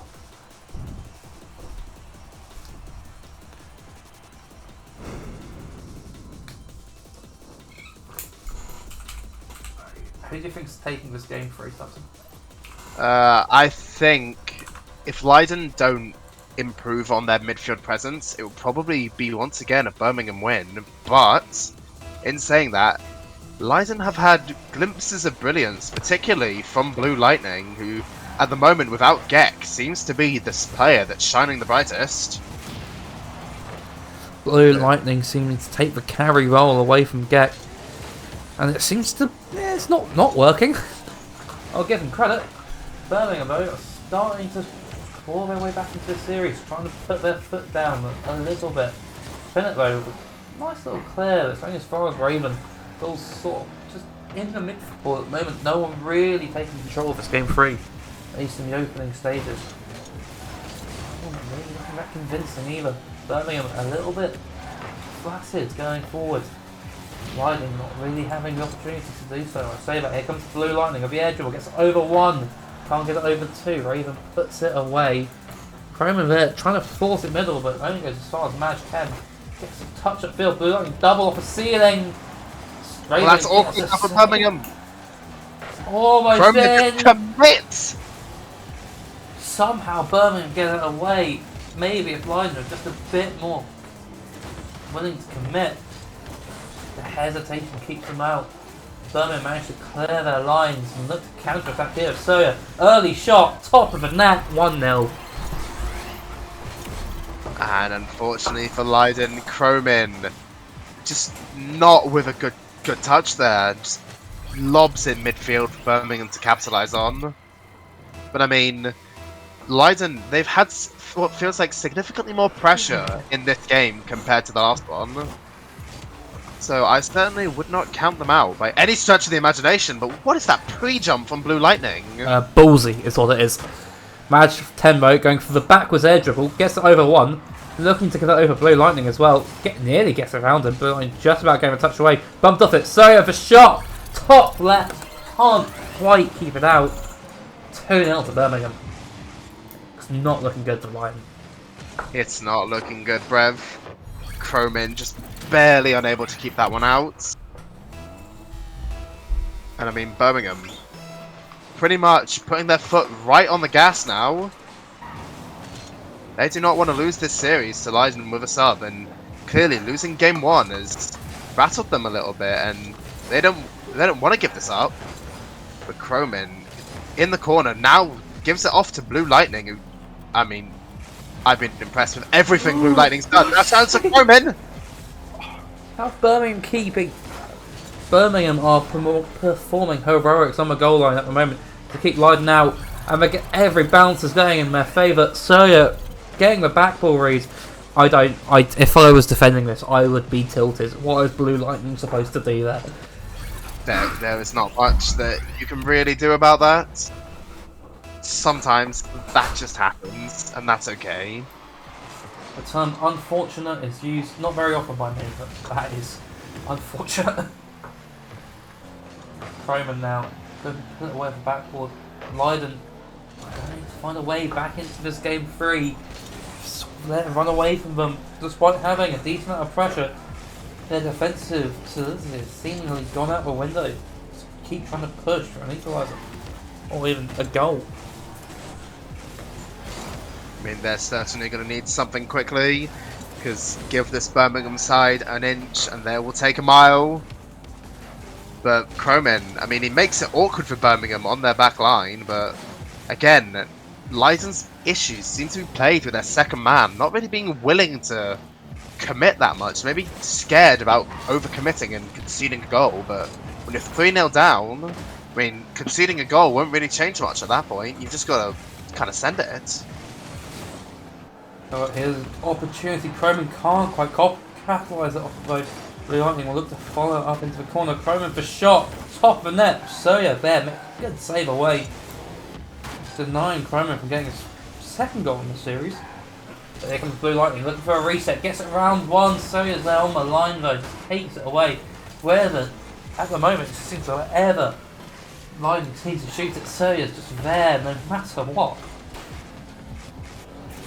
Blue Lightning manages to get it round one. It's on the backboard. It's awkward for Birmingham now. Chance for Blue Lightning. That's now 1 goal. 3-1 now. I mean, Birmingham just panicking a little bit here for seemingly no reason. All 3 players just jumping for a ball that's floating really slowly on their backboard. It's not what you want if you're a Birmingham enjoyer. The rare one that there is, but this is more like it. Sawyer not putting the shot away though, and Leiden will be counting their lucky stars. Maybe luck is turned, heading into what we know is soon to be a match point for Birmingham game 4. 1 minute left though. Leiden are going to try and push. And push Marion though, and try and break out this Birmingham midfield dominance, which is seeming unlikely. It is really getting down to crunch time now for Leiden. It's time to show if they have the ice or not. Ice is exactly what they're going to need, and if I was a Leiden supporter, I'd be looking towards Blue Lightning right now to pull off a bit of a masterclass like he's done in games 1 and 2 to score very, very icy goals. But right now, I mean, yeah, Blue Lightning. Finna now up, but again, cut out by Sarah. Like, Birmingham just not willing to give up this midfield presence at all. And just mad, just playing game management with that double, just securing this game. Birmingham playing the game like Birmingham is a city, just being the kings of mid and not letting anything get past them. Sorry, that was pretty awful. But Birmingham taking a 2-1 lead into the game 4, which at that point you must have to say is deserved. Somewhat, they just looked more consistent going forward. They just seem to know how to break down this Leiden side at the moment. Leiden need to turn it around heading into game 4.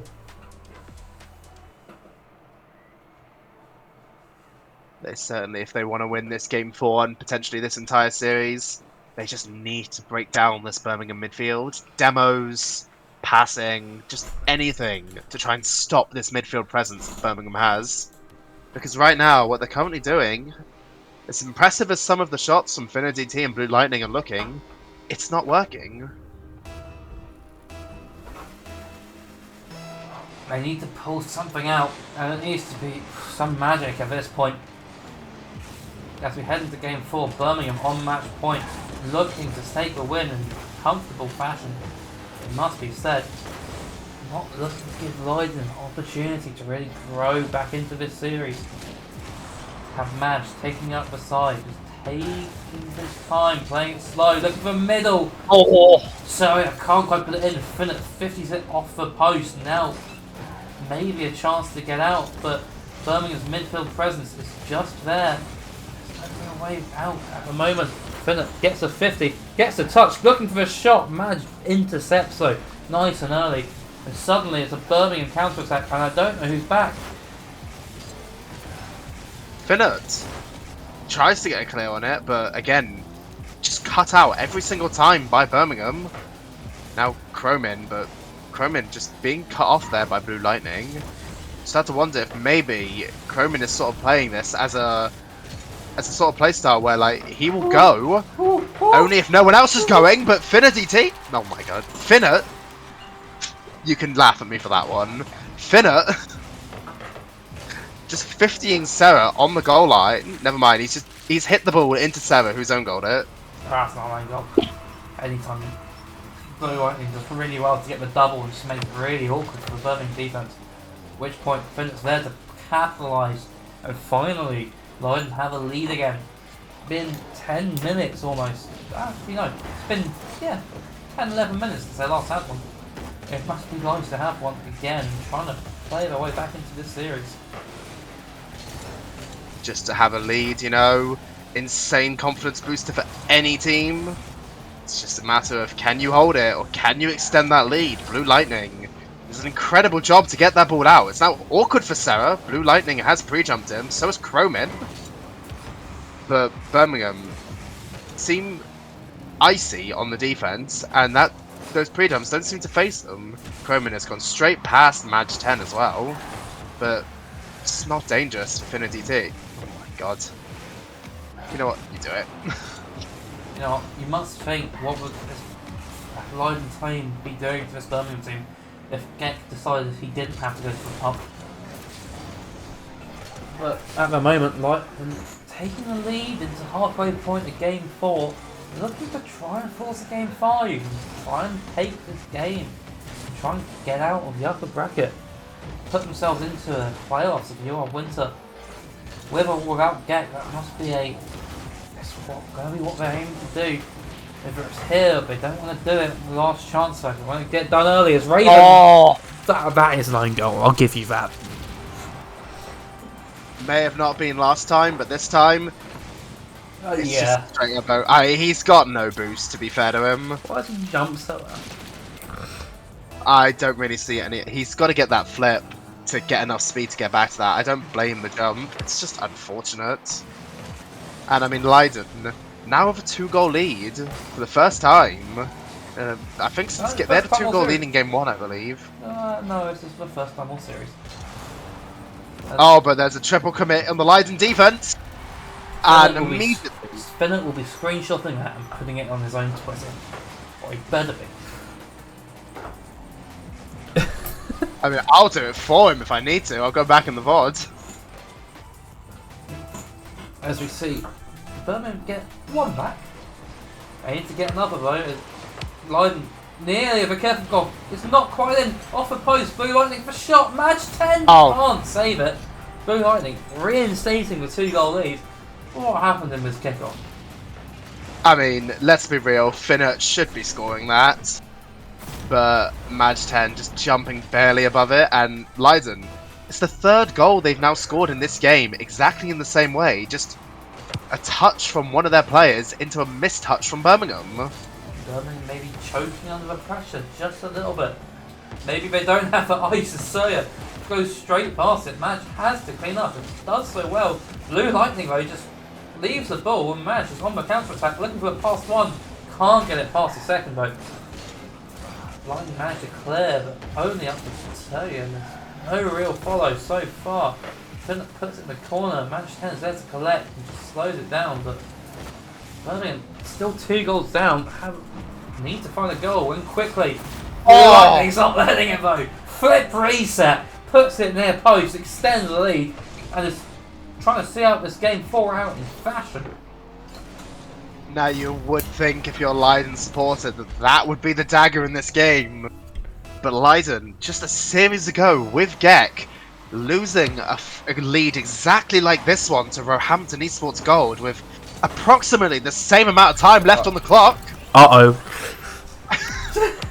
And in the exact same way, Birmingham get a second. Sorry, 148. I know, like, Finnet got touched, but like 148? Okay. This is now looking like prime deja vu if you're Leiden. Alright, exact same circumstances. Core, I'm timing you out. You don't tell Tim to shut the fuck up. That's rude. That's very rude of you. That's not on. We're respecting of Tim as in this chat. Birmingham vote need 2 goals in a minute. It's been done. Leiden have, been on the receiving end of it being done. But they're going to be looking to see what they've learned from that Roehampton series and try and see this game out. Nice and calmly, try and take it to game 5. And I mean, game 5, exactly what they're going to want. Even if they don't end up winning it, just taking it to... Or even if they don't end up winning the game 5 though, just taking it to 5 games and showing they will get the best seed possible going into that round 5. And I mean, coming into that final round, just getting the easiest opponent you can is going to be essential for any team. I say, of all the teams in round 5, there's going to be ones you want to play and ones you don't. More specifically, there's going to be the ones that you want to play, and then Leiden and the loser of Exeter Setu. Yeah, but they won't be playing each other, so it's fine. No, but at the same time, if you're any team coming from round 4 lowers, you're going to hate the thought of playing either this team or the loser of that Exeter Setu series, which currently, I'm pretty sure Setu have either swept or it's currently 2-0 to Setu, and there seems to be some sort of pause. One of the two. Well, as we head on to Champions Field for Game 5, Birmingham looking to not throw a 2-1 lead, and Leiden looking to secure their qualification. It is going to be tight either way. It definitely will be. Looking like Exeter FF. Oh, Imagine if they had a sub. wait. So is Exeter just done? That is a great shame for them. The 0 is in the bracket. It seems to be confirmed. If Exeter's out, that's a shame. That is a real shame. I mean, they've still got one more series. Are they planning on just forfeiting the tournament now? I imagine so. I can't speak to it though, we'll have to wait until the bracket's released. Either way, as we enter into this Game 5, Birmingham under pressure straight away. Finland Valley shot saved away, Blue Lightning looking to follow, looking to try and get some form of bump play. Can't quite force it though. Finland puts it back middle, but only as far as Raven.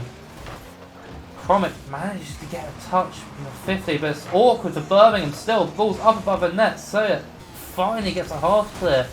Finland's there immediately, puts it off the backboard. Where's the shot? It's not there. Birmingham flailing at it. This is what Leiden would have wanted to start out this game. It certainly is. Birmingham looking a little bit panicked now. And panic's exactly what Leiden is going to need to take advantage of.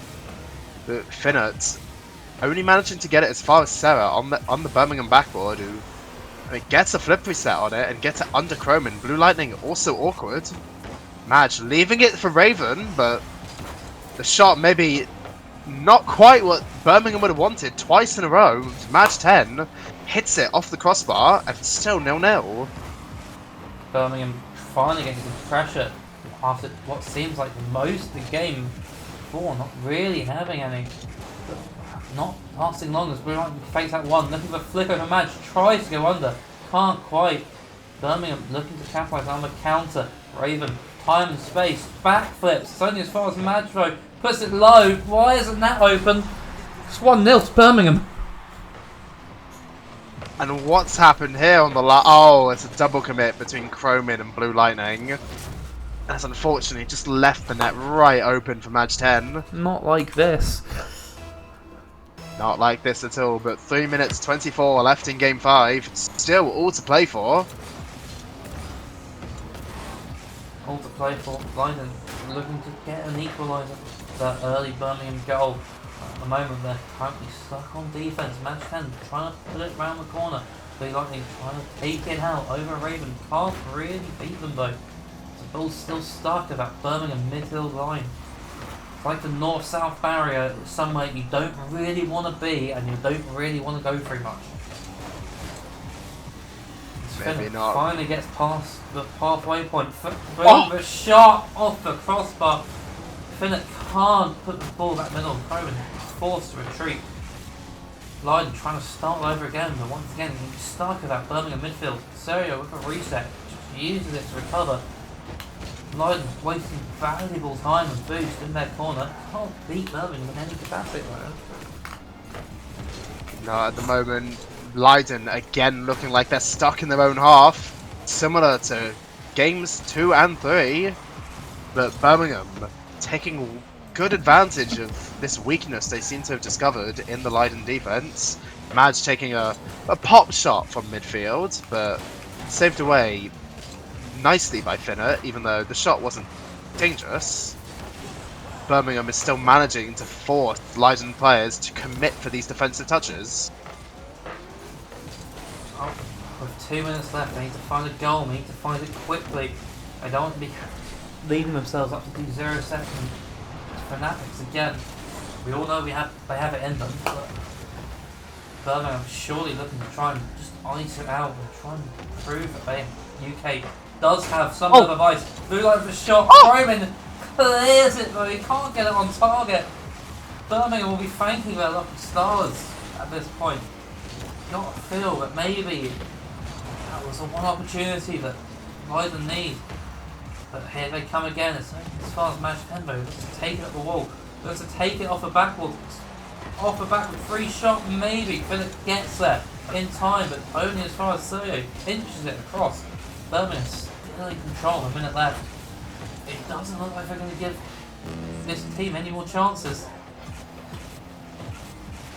Leiden potentially only having a couple more chances to even get this ball upfield, let alone put a dangerous shot on there, but chrome into Blue Lightning, but Birmingham just effectively again cutting the ball out in midfield. Sarah with the demo. Oh, that's whiff from Finnert. But Leiden again just stuck in their own half, unable to generate any sort of pressure. With 30 seconds left, they've got no choice but to full send this at this point. It's not the Finnert was wanting.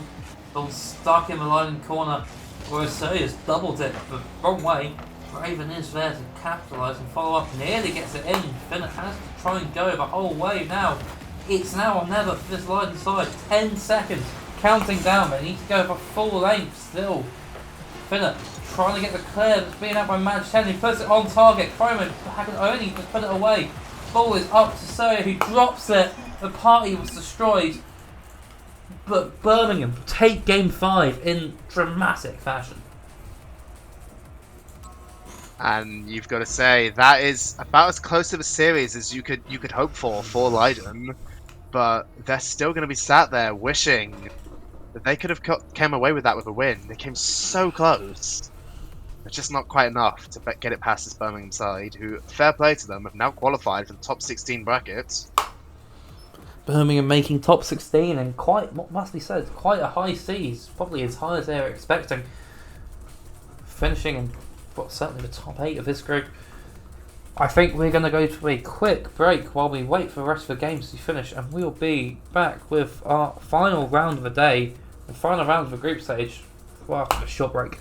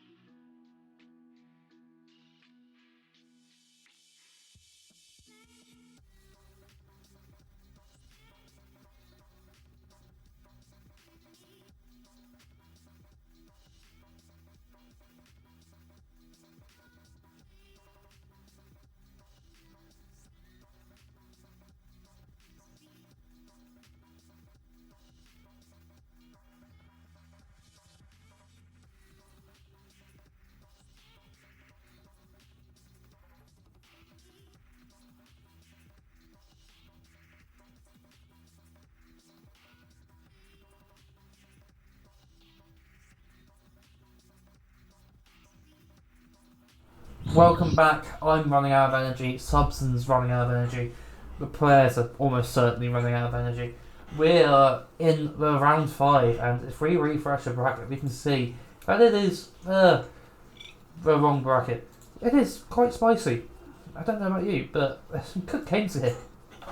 I mean, there definitely are. Exeter AP, the game we're watching, quite spicy. I would say Leiden Odyssey as well, also set to be a very, very good game. Kit SC versus Arcada. I mean, I've not seen anything of this Arcada roster. I've seen them beat the Trent Titans.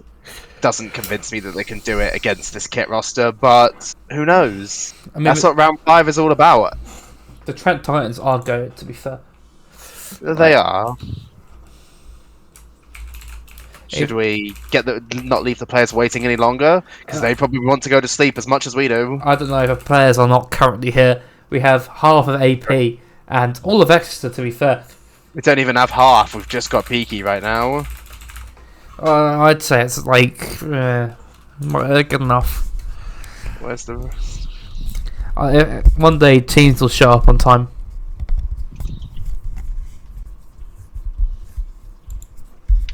Hopefully they can join, but who knows? Hopefully. Hopefully, but I don't know. It's Let me have a look at some of the other. I mean, yeah, the other games have already started. KSC's 2-0 up on Arcada in game 1, and Odyssey's 1-0 up on Leiden in game 1. I could very much see. Oh shit, that is not good. Unfortunately, it seems that AP are having some issues joining the lobby, despite everyone else being here. Oh. We've got half of them, and we've got all of them. Yeah. Way! Finally. I think we're now ready to get these teams underway. Just waiting to be all good. Should be. Let's Go has been sent. We can head into Sovereign Heights into a game 1, which will probably tell us a lot about the series. What do you think? I definitely think it will. It will very much determine who's got more energy left in the tank to maybe try and win this. But, I mean, as the name suggests, it seems Misery. Oh my god. Forget Misery. Let's talk about Peaky. Peaky nearly peaking with that ground pinch up. That's doing, what, 130 minimum? Unfortunately, Pads was just in the way. Which is, you know, it happens.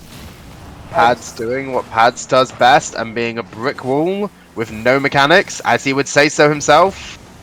Exeter looking to play the well-known Exeter ball of sit back for 4 minutes and score a counter-attack with 12 seconds left.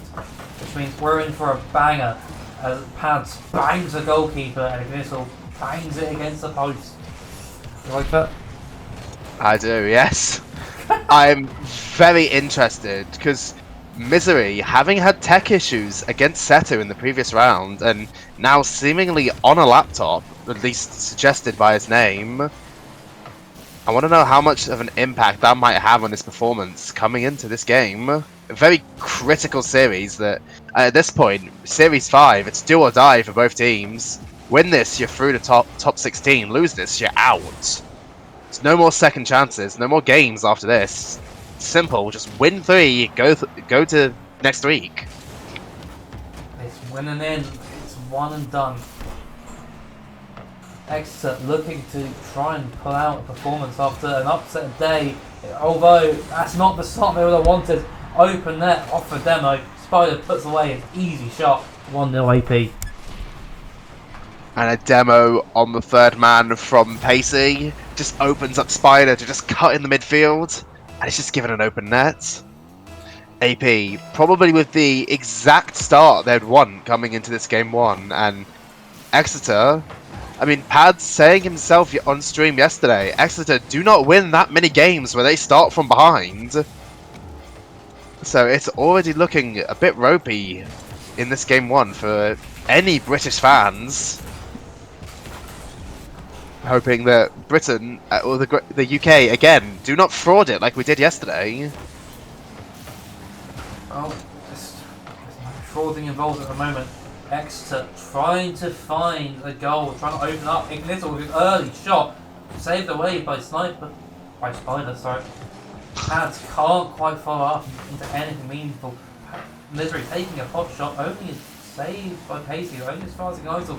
Trying to get the double, Pads following in, not really doing anything. Casting it middle though, no one there. Pads chasing, trying to keep possession alive. It's eventually cleared out by Spider, who just manages to stall this extra offense. For how long though? It seems to be quite. I mean, it seemed like for a second Exeter was starting to gain control of this midfield, but the moment their offense has stopped, it seems AP Esports is just... Oh my god, that is a beautiful sidewall pinch. It's exactly what I was saying. As soon as the Exeter attack stops, AP Esports just take all of that space and just completely regain complete control of the midfield. But here comes Pads with a shot off backboard. Spider's now awkward. Oh my god, it's off the corner. Oh my... Okay. I was... We can breathe. We can breathe. Well, I'm just going to believe that the initial Pads shot went in, and I'm going to ignore what happened afterwards. Why the fuck would Misery touch that? Why would you ever touch that, Misery? Ego, but you know, we're vibing on all. Exeter equalising in game one, looking to try and take some control, it seems. Unfortunately. Exeter, yeah, looking to this time not give up the midfield control as soon as their attack ends. They will just want to keep pressuring this AP side. Just constantly putting pop shots on. Again, it's awkward from AP. It's a double commit between Pacey and Peaky. Exeter not choosing not to overcommit though. It might be safer in the end. Play the time, play the mistake. It's going to come. Demo in the net. Second, double. Pads can't get it on target. Oh my god, Pacey's just spawned and hit it middle. No, it's now gone middle again. Ignital trying to take a 50. Does it well, but it's not where he wants it. It's not quite in the middle. It's into the corner. It's looking safe, and maybe as a counter attack on. All of a sudden, Ignital there to block it away. Misery not able to follow up. Pads has to dive, and now Misery stuck in net. Which could be awkward if Pace can get the shot on target. Off the post. Peaky's up, puts it high. Spider trying to follow. Is it on target? Oh! No, it's not. Spider's still there. AP can't quite force it in, and Exeter managed to clear. Counter-attacking. Exciting game one. Yeah, it certainly is. Misery with... I would presume that Ignital has called him off of that one, but I can't say I agree with that one. It looked very awkward and very, very dangerous, but Exeter now trying to do their classic style of playing a counter-attack right at the end of the game. Clearly wishing to prove the stats wrong. But... Oh, down to Pads! Pads with a double. Can't quite get it on target. Ignital can't keep it up and we go to overtime. Game one. What has been pretty end-to-end stuff. If you're an Exeter fan, though, you've got to feel like they maybe could have taken that shot a bit more clinically. Just not the finishing they would have wanted in the other end. But they got no choice now but to just play this OT the best they can and just try and, even if they lose it, just try and demoralize AP. But knowing Exeter, they're going to be pushing for this as hard as they can. Oh, Exeter Pads stuck on defense. They finally get a good touch, but Ignital only met the midfield. Pads can't get the feet. Misery dunked for his life. The free shot. Ignital's there though. The rotation coming in clutch. The backflip in midfield from AP, and suddenly Exeter on the up. Oh, that's awkward from AP. Huh? He did get it away though. Small bit of awkwardness. Maybe there's a shot chance to slide it onto the backboards. Ignital's there. Over to Pads, who looks to take his time. Can't get it around Peaky though. The demo coming as well, just making sure that Exeter sitting in their half at the moment. Misery maybe not quite the play he would have wanted. It's starting to slow down maybe a little. Shot in! Ripper into the top of the net. Free shot from halfway, and Exeter, what are you doing here? I mean, yeah, not a single... I mean, Misery, I think, has just respawned, but neither Ignital or Pads willing to commit on that, and... I mean, Peaky just placing that perfectly in the top shelf of the net. There's just nothing Exeter can do to defend that. Just the power, the accuracy, it's just perfect. And AP Esports now up.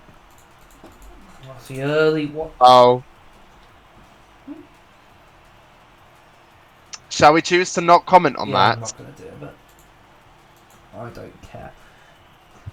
Misery throwing around accusations like they're the shits, but you know, I find it a little bit hypocritical. Just a little bit. I very much feel like you've watched this team play before. You've known that this was the roster. If you've known something was going on, why wait till now? Yeah. Especially after you've just lost game 1, but you know, maybe it's a sign of Exeter being a little bit tilted. I think a little bit tilted is an understatement. I don't think you do that unless you're like Sure. either way, Misery up, B, getting pole shots and sniper into a shot. That's not going to help. It is not indeed. Just thrown an accusation to the man, and immediately he just disrespects him completely with a bump into an own goal in 7 seconds. And AP Esports leading game 2. It's not looking good for Exeter. So not looking happy, are we? I take it back. Nice. Is that a doink? Halfway line doink into the top left. That does feel good. Yeah, that's a doink. That is a shot that would make any ranked solo queuer absolutely squeal with joy. Oh, shot! Exeter equalised nice and early on. 15 seconds gone and it's 1-1. Looks like there could be a lot of drama in this game too. A lot of goals to be scored. But remains to be seen who's going to be the beneficiary of this press. Clearly Exeter, but I don't know if that's necessarily because of their own thing. It's a shot on target, sure. Peaky should really wanting to be doing better there. That's quite clearly not up to his standards. It's certainly an interesting save, but he's going to have to just shrug it off now. It's 2-1 to Exeter as one of the rare cases where Exeter come back from behind and takes a lead. Well, it's 2-1 in the game. It's only Exeter still chasing the series, obviously. It's game 2. It's been a fast start. Exeter will be looking to slow it down as the shot comes in. Misery plays it in. Defense scrambling. AP are starting to crumble.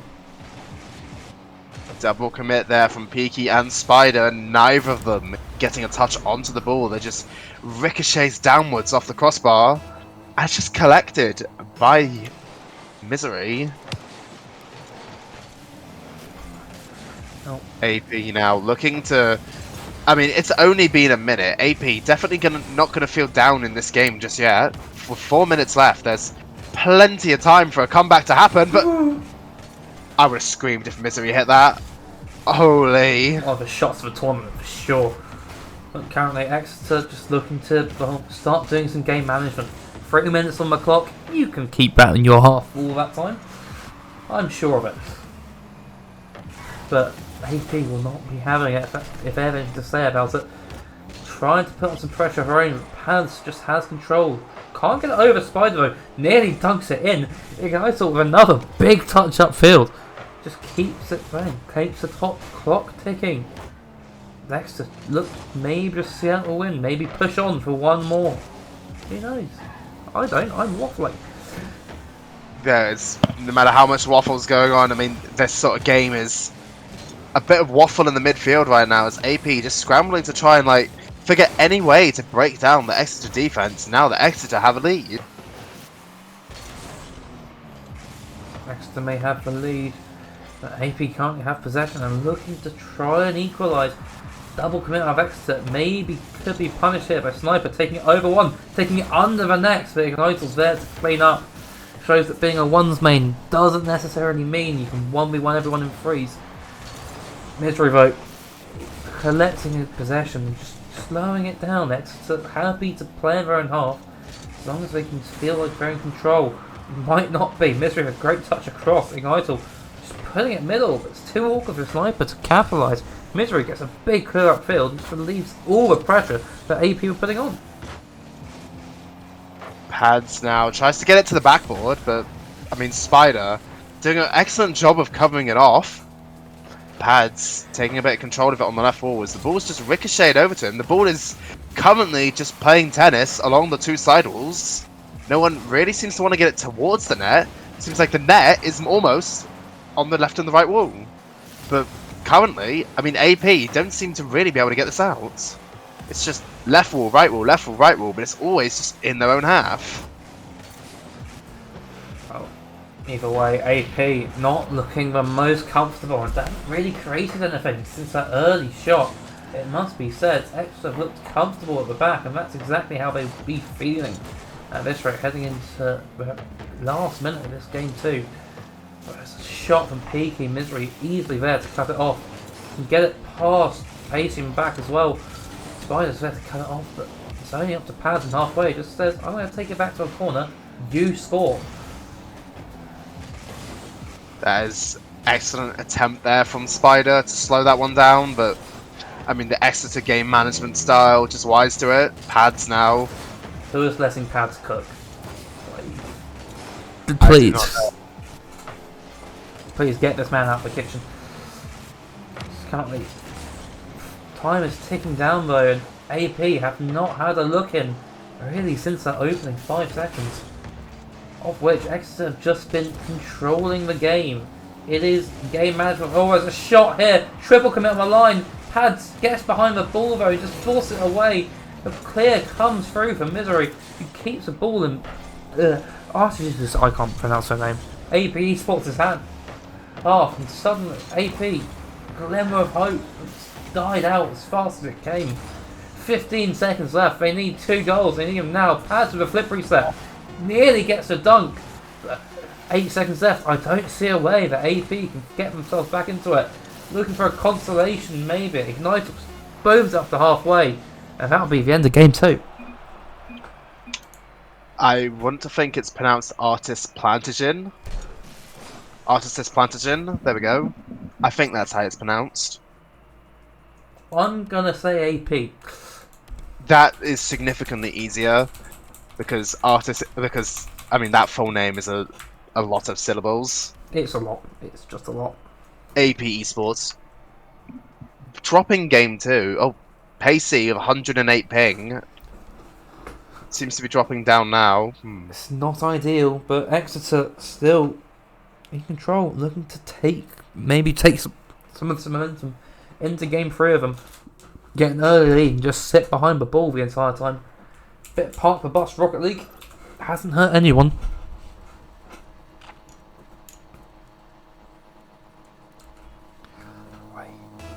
Game 3 begins. What do you think we can expect out of this, Sutton? I don't know at the moment. I think as it stands, it's going to come down to this first minute, seeing who kind of takes control of this game the best, gains a bit of midfield presence, and realistically, is the least nervy. AP willing to give up the midfield line fairly easily, just giving Exeter a lot of space. It seems like in these early exchanges. We've got possession at the moment, but Pat is surely just going to hit this as hard as he can. He doesn't hit it at all, in fact. Peaky gets a block on Misery's touch, but ball's maybe started to just fall into AP's hands.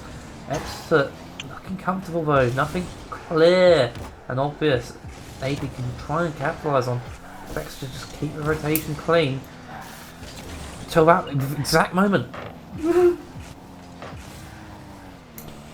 Pads now, unfortunate miss, but Spider manages to cut it out well. I mean, Exeter just currently trying to get this ball towards the AP goal, but well, that is awkward for Exeter. But Ignator clears it out well. They even get it over one as well. No, Pacey boxing in the midfield. Only as far as Misery though. He's probably the one person in this Exeter team you don't want to give the ball to. Unfortunately, nothing comes of it. And suddenly, Exeter still trying to go from their corner, trying to find the opening goal in this game. Ignital trying to find the dunk on Sniper Spider. My name's going all over the place. I'm tired. Yeah, I'm not surprised. But either way, ball's still just sort of stuck in the midfield. Feels like neither team wants to push on too hard. Well, neither team's really given anyone an opportunity. Exeter, a little bit awkward on this near post. Maybe it's the opportunity for AP, but just doesn't come. It's just back into the midfield, back and forth. I mean, at the moment, nothing really seeming to come of this game. Just kind of both teams. It almost feels like game one, just both feeling each other out, trying to figure out how they're each going to adapt to the other's playstyle now that we're 2 games in. Maybe not the strategy I would go for in game 3, but I mean, to each their own. Spider now, with an unfortunate touch, and therefore leaves it for Peaky, but gives a chance of Misery. Can't get the shot. The counter straight away. Pacey hits it as hard as he can, falls into the back right, and Misery with a soft touch is gonna not feel good after that. He won't at all. I mean, AP just being able to get a long shot. Exeter, for the 3rd time this series, are the first to concede in a game. We can show how it hasn't really affected them so far. Misery follows it up. His mistake leads to his goal. In a really quick turnaround once again. Ignital taking it through 2 wins the 50.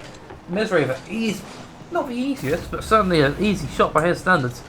Oh, bloody hell. Pacey is currently on 468 ping. Oh, I will pause if they call for it. Unfortunately, they haven't. Yeah. Exeter have scored the kickoff. Pads with the most mechanical pads goal you'll ever see. Bang! Gives Exeter a lead. Do you want me to ask them if they need a pause? I'll let them know in between games that they can pause if they want to, or call for it. But doing it now feels just disruptive play to play. Yeah.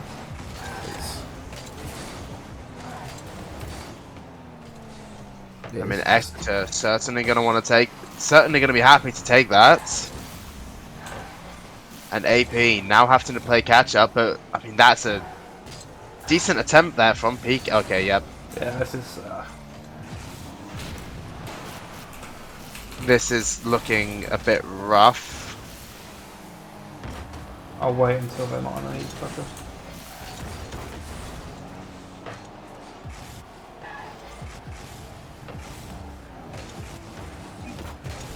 Okay, pause. Yeah.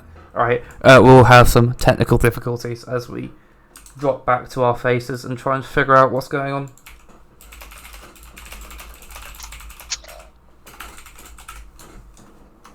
Currently Pace will sit on my bracket and we'll have a look at some other games around. Let's go have a look at Tylacto's stream, who's currently got Arcada versus KSC. Arcada 1-0 up in game 3 and a 1-1 in the series.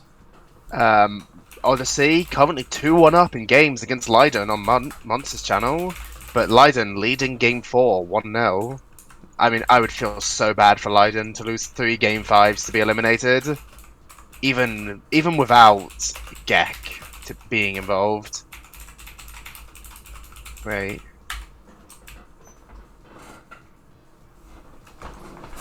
Wait, I'm just gonna quickly start a timer for AP.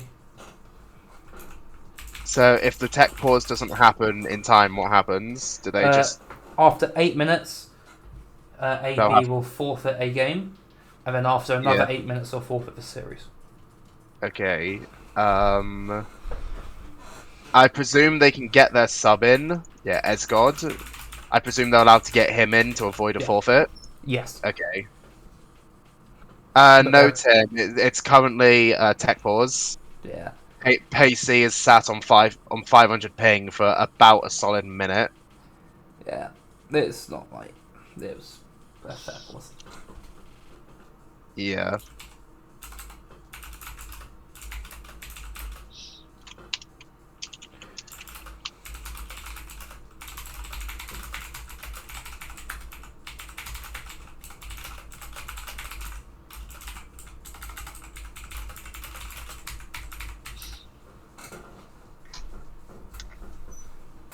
Alright, so we're gonna sit here for a little bit. I'm gonna change the music. I'm gonna put it onto something more.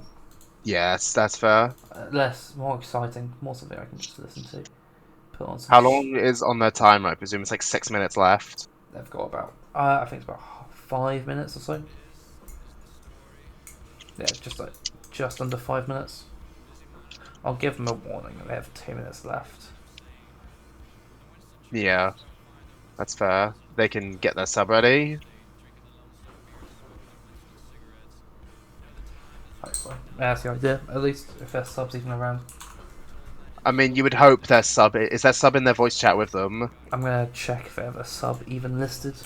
They do. It's what's his name? It's Esgod. Ah, yeah. That makes sense. Oh, Arcada. Pog from Finland. Okay, yeah, Leiden versus Odyssey has gone for game 5.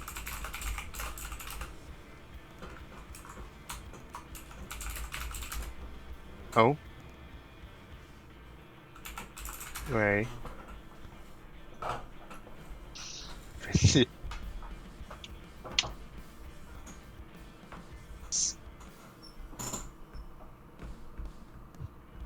Sorry, who's gone for game 5?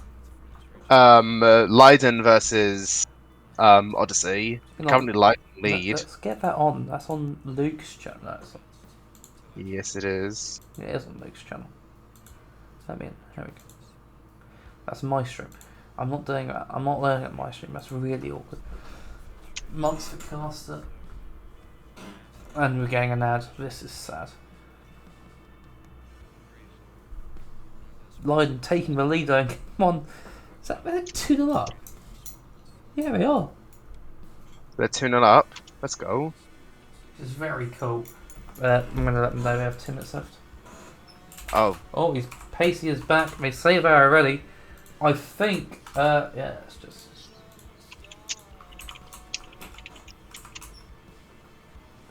Yeah, getting them both teams ready.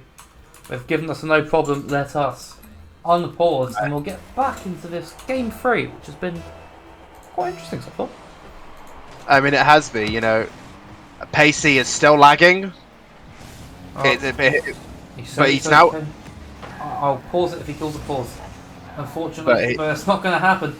As the open net, Spider can get back, which might just save his team some blushes off the early exchanges after this reset. Currently, though, Exeter still in the lead.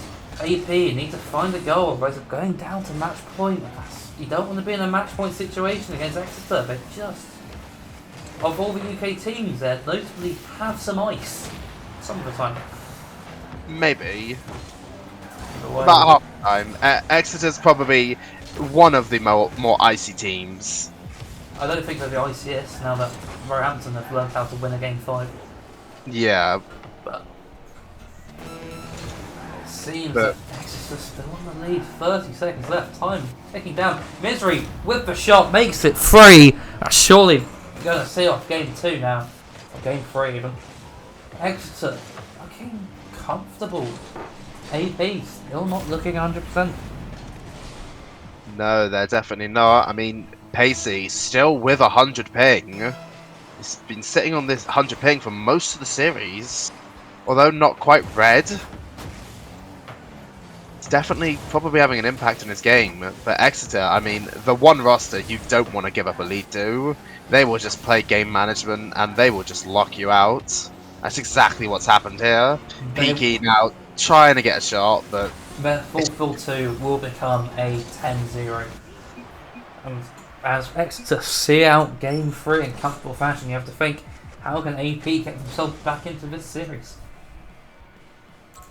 I mean, the best way to get back into this series is just score early on Exeter, and then try and play their playstyle.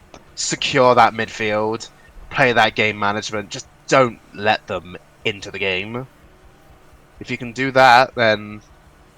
I mean, they did it right at the start of the game. The long shot from Pacey, like, basically within the first minute. It was within the first 7 seconds of our goal. No, that was like 2 minutes into this game. They have had a big... That was like game 1.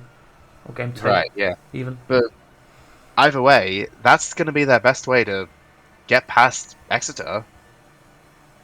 Whereas Exeter, you kind of just want to do the same thing you have been doing. Just get the bumps. play the game management and just kind of get a lead and just hold it.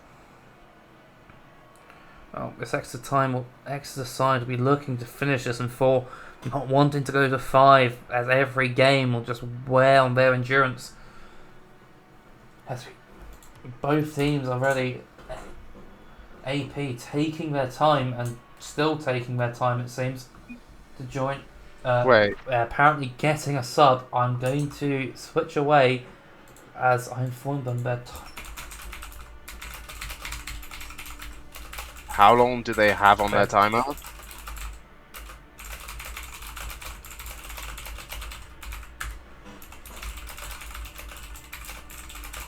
Unfortunately, because they only have 2 minutes left on their timer, if they get subbed now, if they forfeit this game, they forfeit the series, and that's not what we want.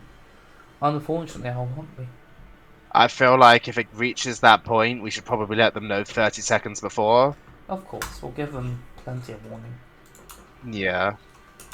As we wait patiently for this Arcada, the AP third to rejoin. Which is... The substitute player of Easy God. I mean, you've got to hope. Is he, considering the lag that Pacey's been enduring, what sort of impact is he going to have now? A new face to this roster. It might be just what AP needs. I mean, new roster, potentially new playstyle. Exeter are going to have to re-download them from scratch, and at a Game 4 position. Alright, their sub is in the lobby. They have 38 seconds left on their timer. The players are joining, and it's time to get into this Game 4. Time indeed. The super sub, Easy God, got a lot to do now. He's going to have to try and claw his team back into the series. Maybe the sub is just what they need to revitalise their mentals, revitalise their comms. Or is it going to give them a chance, point for Exeter to try and exploit? Sub maybe not be warm, might not be ready, might not be used to playing with this roster. At this point, who knows? But what knows? It's quite exciting. I mean, it certainly would be quite the end for AP Esports to take this to 5 and even maybe win the series with a sub who is not warm, has not played all day, not even in any of the qualifiers, I think, did this guy play. And yet here he is, looking to be the saviour of Artesis. Nearly gets first early shot, though can't quite be out Ignite on the backboard. Now it's a 1v1, Misery against Sniper. Sniper looking to have his number. Sniper, I can't. I'm happy to call him manufactured. It's fine, it's like me with Finna DT. Except... Yeah, yours makes more sense, unfortunately. Somehow. And so on the backboard, trying to drop it down. Peaky is there to sit away. Spider gets a touch away. Ignite in the midfield. Can't quite beat out Peaky though. He has a shot, maybe. Ignite is there though. Puts it into the corner. It's only as far as Easy Garden. Extra under some early pressure. Little bit of early pressure indeed, and Peaky just kind of rolls one in. Extra defense on walkabouts. Nobody in that third man position. Ignite caught cheating up. Peaky there to punish. He puts it into the bottom right. Lovely place shot. Can AP hold on to a lead? So far, sorry the series, it's been no. Although, to the credit of AP, they seem to have grabbed control of this midfield exactly like I said they'd need to do. Easy God managing to block out that shot from Ignitor. That is probably a key defensive play. The pads now on the backboard, just trying to make something of this, but again, Easy God seems to be a bit of a thorn on their side right now. The super sub coming in, last literally 37 seconds left on their timer, comes in and seems at the moment to be the change that they needed. Change what they needed is just what they could have wanted at this point. At this point, it seems like everything's starting to go their way. Exeter seems to have no real answer, no way through at the moment. As the ball trickles across the line, Ignite was there to see it across. No real pressure from AP at this point. All stuck in the midfield. Easy goal to a soft shot. Back Easy goal! No! And the super sub comes in and doubles AP's lead. And that's just such an amazing awareness from Easy God to just not only shoot that, I mean, sure, the shot was maybe a bit weak, but then to follow it up off the poor defensive touch from Pads, it's just constant pressure on this Exeter defense, which is normally quite solid.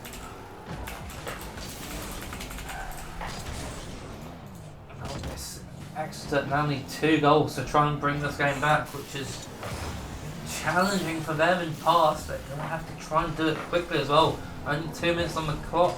AP are going to look to try and wind it down. It's easy. God takes a ball to the backboards. Can't gets it round Pads off the ceiling. Just buys more time. Wait, small boost, and suddenly Exeter have all to do. Spider now puts it in midfield to Peaky, who is blocked out by Ignato. He's now got full boost to try and make something of this, but leaves the ball. I presume... No, he wasn't called up by Misery because he double commits to him straight after. But Pads just faster than Easy God. Easy God maybe hesitating a little bit there. Now, would look like a poor touch from Misery, but Ignato just wise to it, collects it, and now Exeter just trying to build up some pressure. Just as I say that, Spider with an amazing 50 and just puts it back in Exeter's half. I want to give a shout out to Muntz for a huge 50 viewer raise. That's very cool of you. Thank you, Muntz. How did the series you had go? I think you had Arcada, right? Oh, Peaky. AP What? the super sub, making it free, easy, putting it into the middle. Peaky just chatting a 50. The Chow and goal suggesting all that they could be feeling right now. This is going about as well as I could have ever wanted. 3-goal lead now, 50 seconds left. You've got to feel like AP can't afford to throw this. And Exeter not going to want to go to a game 5 because with a reset roster, you know, AP now have secured all the momentum that they're going to need. The past 3 games, completely behind them at this point. As Easy God looking to be their savior in this series. Oh, that was almost amazing from Misery. I don't think we're going to get this game. We can certainly try and get some momentum and try and feel their way back into the series before heading into game 5. It's not coming from anywhere though. AP solid in defense with the clean sheet and the super sub. All they could have wanted. 3 seconds left. AP take the game 3-0. So we head into a game 5 in what I'm pretty sure is the last series. I believe, yes, it's the final series still running. No, Arcada versus Kit, I think, is still going. It's also in game 5. It is indeed. In other news, Leiden qualifying, very cool. Leiden qualifying with a sub. Gek going to the pub hasn't trolled his team too badly, it seems. Too badly, you know, they'll only end up with probably one of... they'll end up with one of Booman, Doran's, or Bordeaux. That feels like a little bit of a troll. They can beat Doran's. Do I see them beating Booman or Bordeaux? Not really. Yeah, they could give Bordeaux. So, I think they give Bordeaux a very could good give game. it, they could do, but I still think it's favoured on the Bordeaux side, and regardless of the fact that they've still qualified for top 16, Gek leaving is still going to have a massive impact on their entire playoffs run. But that's not important right now, Pinky. Oh. Nearly peaking with the early kickoff goal, but then Oh. Misery 50s it away. Can't quite get around it to get the shot though. Gets to the middle, but it's not powerful enough. It's not. Spider puts it into the corner. Ignitum trying to capitalise off this early extra pressure. Misery with a miss. Where's Pads? He's there. Goes for a reset. Nearly gets a double. Misery shot underneath. 1-0. And the entire AP defense just dives. Not a single one of them makes contact. That's an excellent shot though, to be fair. It is, but you have to feel like with 3 players diving for the same ball, you've got to be able to cover more than that. But if you're Exeter, you're going to be thanking your lucky stars that that one's gone in. Because now, with a lead, they can play a bit of prime Exeter ball. You know, just play a bit of game management. Game management for 4 minutes is something that probably should be done, but it's very difficult to do. Misery Road just taking the ball into the corner. This is like watching France waste time in the World Cup. Just try and kill it. Volo, ball is on target. Ignital, bad touch to Easy God. No one there ready to follow. The shot is on target, but not good enough. What am I watching? I have no Easy idea. God. It's such a mess in front of the net. Ignital finally something to get control, but Spider challenges immediately. The ball still floats up in front. It's a double. Oh my god, everyone's whiffed! Easy God puts it onto a backboard. It's going to follow. No, Paz just picks it up and plays the flick. And finally, there's a bit of respite. What's going on? Oh, and Exeter can breathe a sigh of relief that that one's not gone in the net. Easy God maybe overcooking that one a little bit by putting it on backboard. And Exeter just able to effectively clear it out and alleviate all the pressure that was on them. But now Peaky trying to pass that one in the middle. It didn't work. It's now a long no! and he's doubled the lead for Exeter. Second most mechanical pants goal. Bang! Just drive into it. It's very funny. Now Exeter 2-0 up. All of AP's momentum they got back in game 4 seemingly disappeared. Exeter looking just to see this game out now. 3 minutes left, but it will still try to. Ignital getting to that 50. Pads getting a huge clear as well. Bouncing so awkwardly. So much time dripping off the clock every second, mattering presumably to someone, somewhere. Spider going for a one play, gets demoed. Pads nearly punishes. Just about 50s off the line.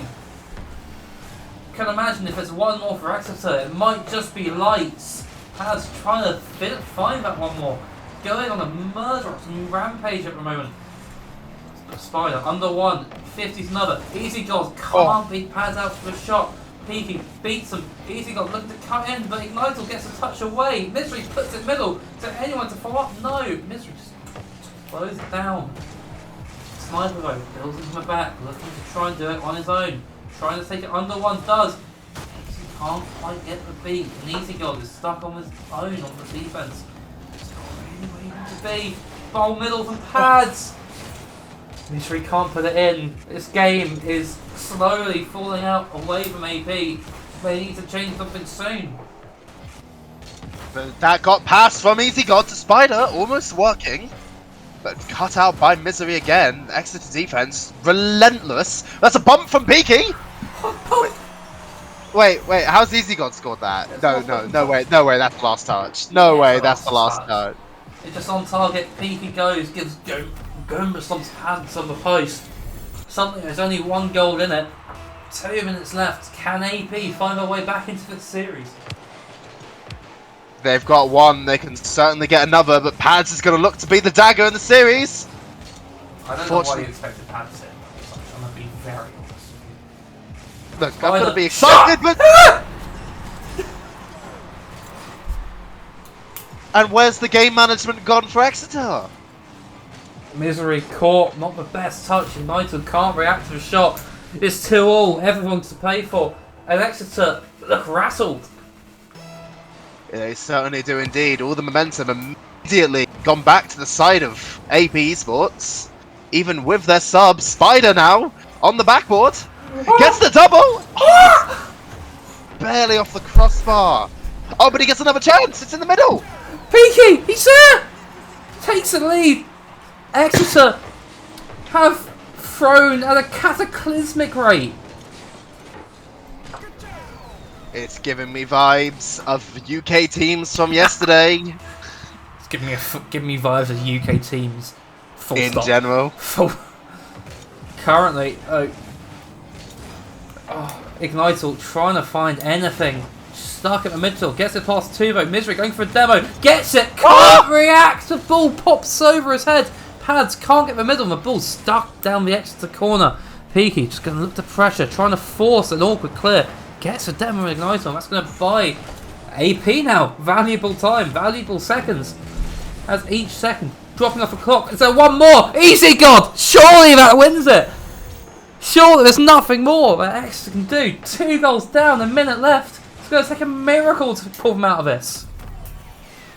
And the super sub, Easy God, potentially with the dagger in this series. Exeter just completely fumbled after having a 2-goal lead.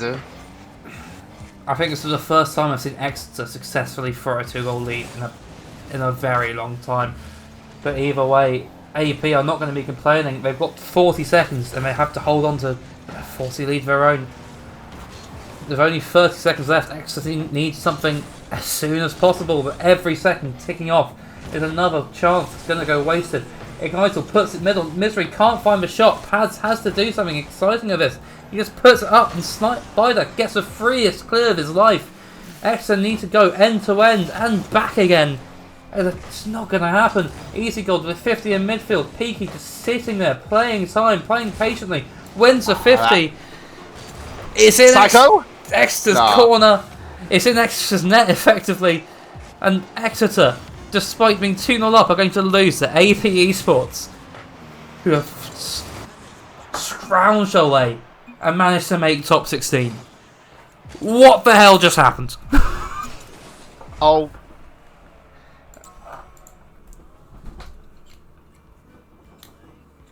It seems like Misery isn't happy at all. Misery is a very angry boy for someone who is very annoyed, but...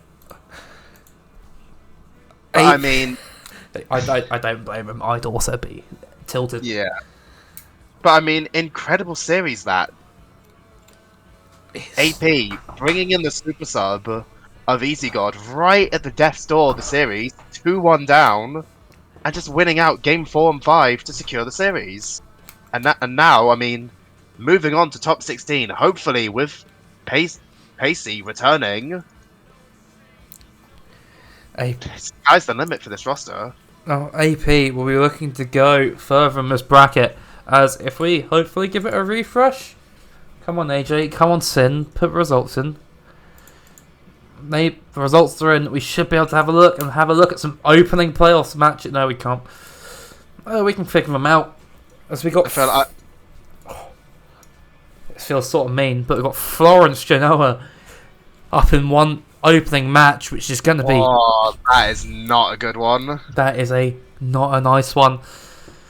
Aarhus against Roehampton Gold is also not going to be a fun one for either team to play against. Dublin against Setu is really quite funny.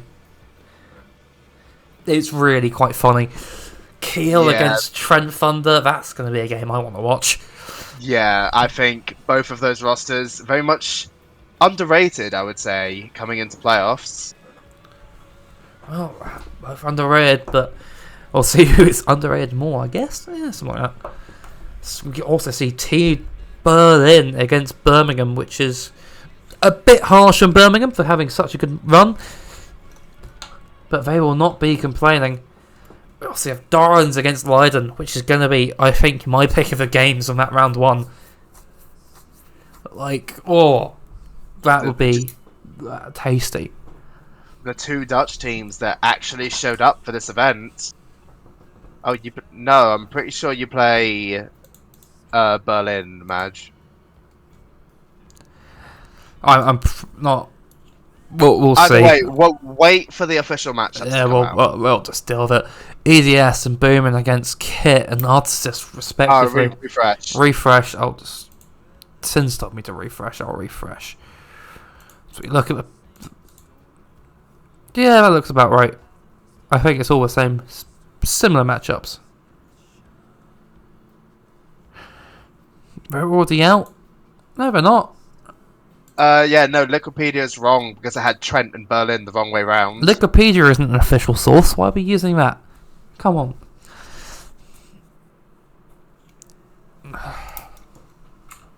Either way, it'll be. I'm really looking for. I think it's not working. I don't care.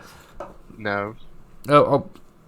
I'll give it one more, and then I'll cry because it's clearly not working. SMH, indeed, Maisie. SMH. There's going to be a handful of bangers on here. It's going to be fun. I'm looking at myself. I'm going to close this. before it gets to info. I don't know. I'm really excited to see next week. I'm excited for Wednesday. I'm excited for every game. I want to say thank you for all the raids and supports and follows. It's been really fun. Thank you, Subson, for joining me throughout these qualifiers. It's been a great time. I mean, I've had a blast doing all the 3 qualifiers that we've done and the main event. It's genuinely, it's unfortunate I wasn't able to actually play in any of them, but to be able to sit here and cast through them, it's genuinely been a lot of fun. And I can't wait to see how these playoffs play out. But unfortunately, I'm pretty sure that's me done now. I'm pretty sure that's both of us done. Hopefully, we'll be able to see you again sometime soon in your spring. If we do end up doing some qualifiers. But until then, the next place you can catch University Rocket League will be on the Unirocketeers channel on Wednesday evening. Be there. You don't want to miss it. Until then, we'll see you soon. Good night.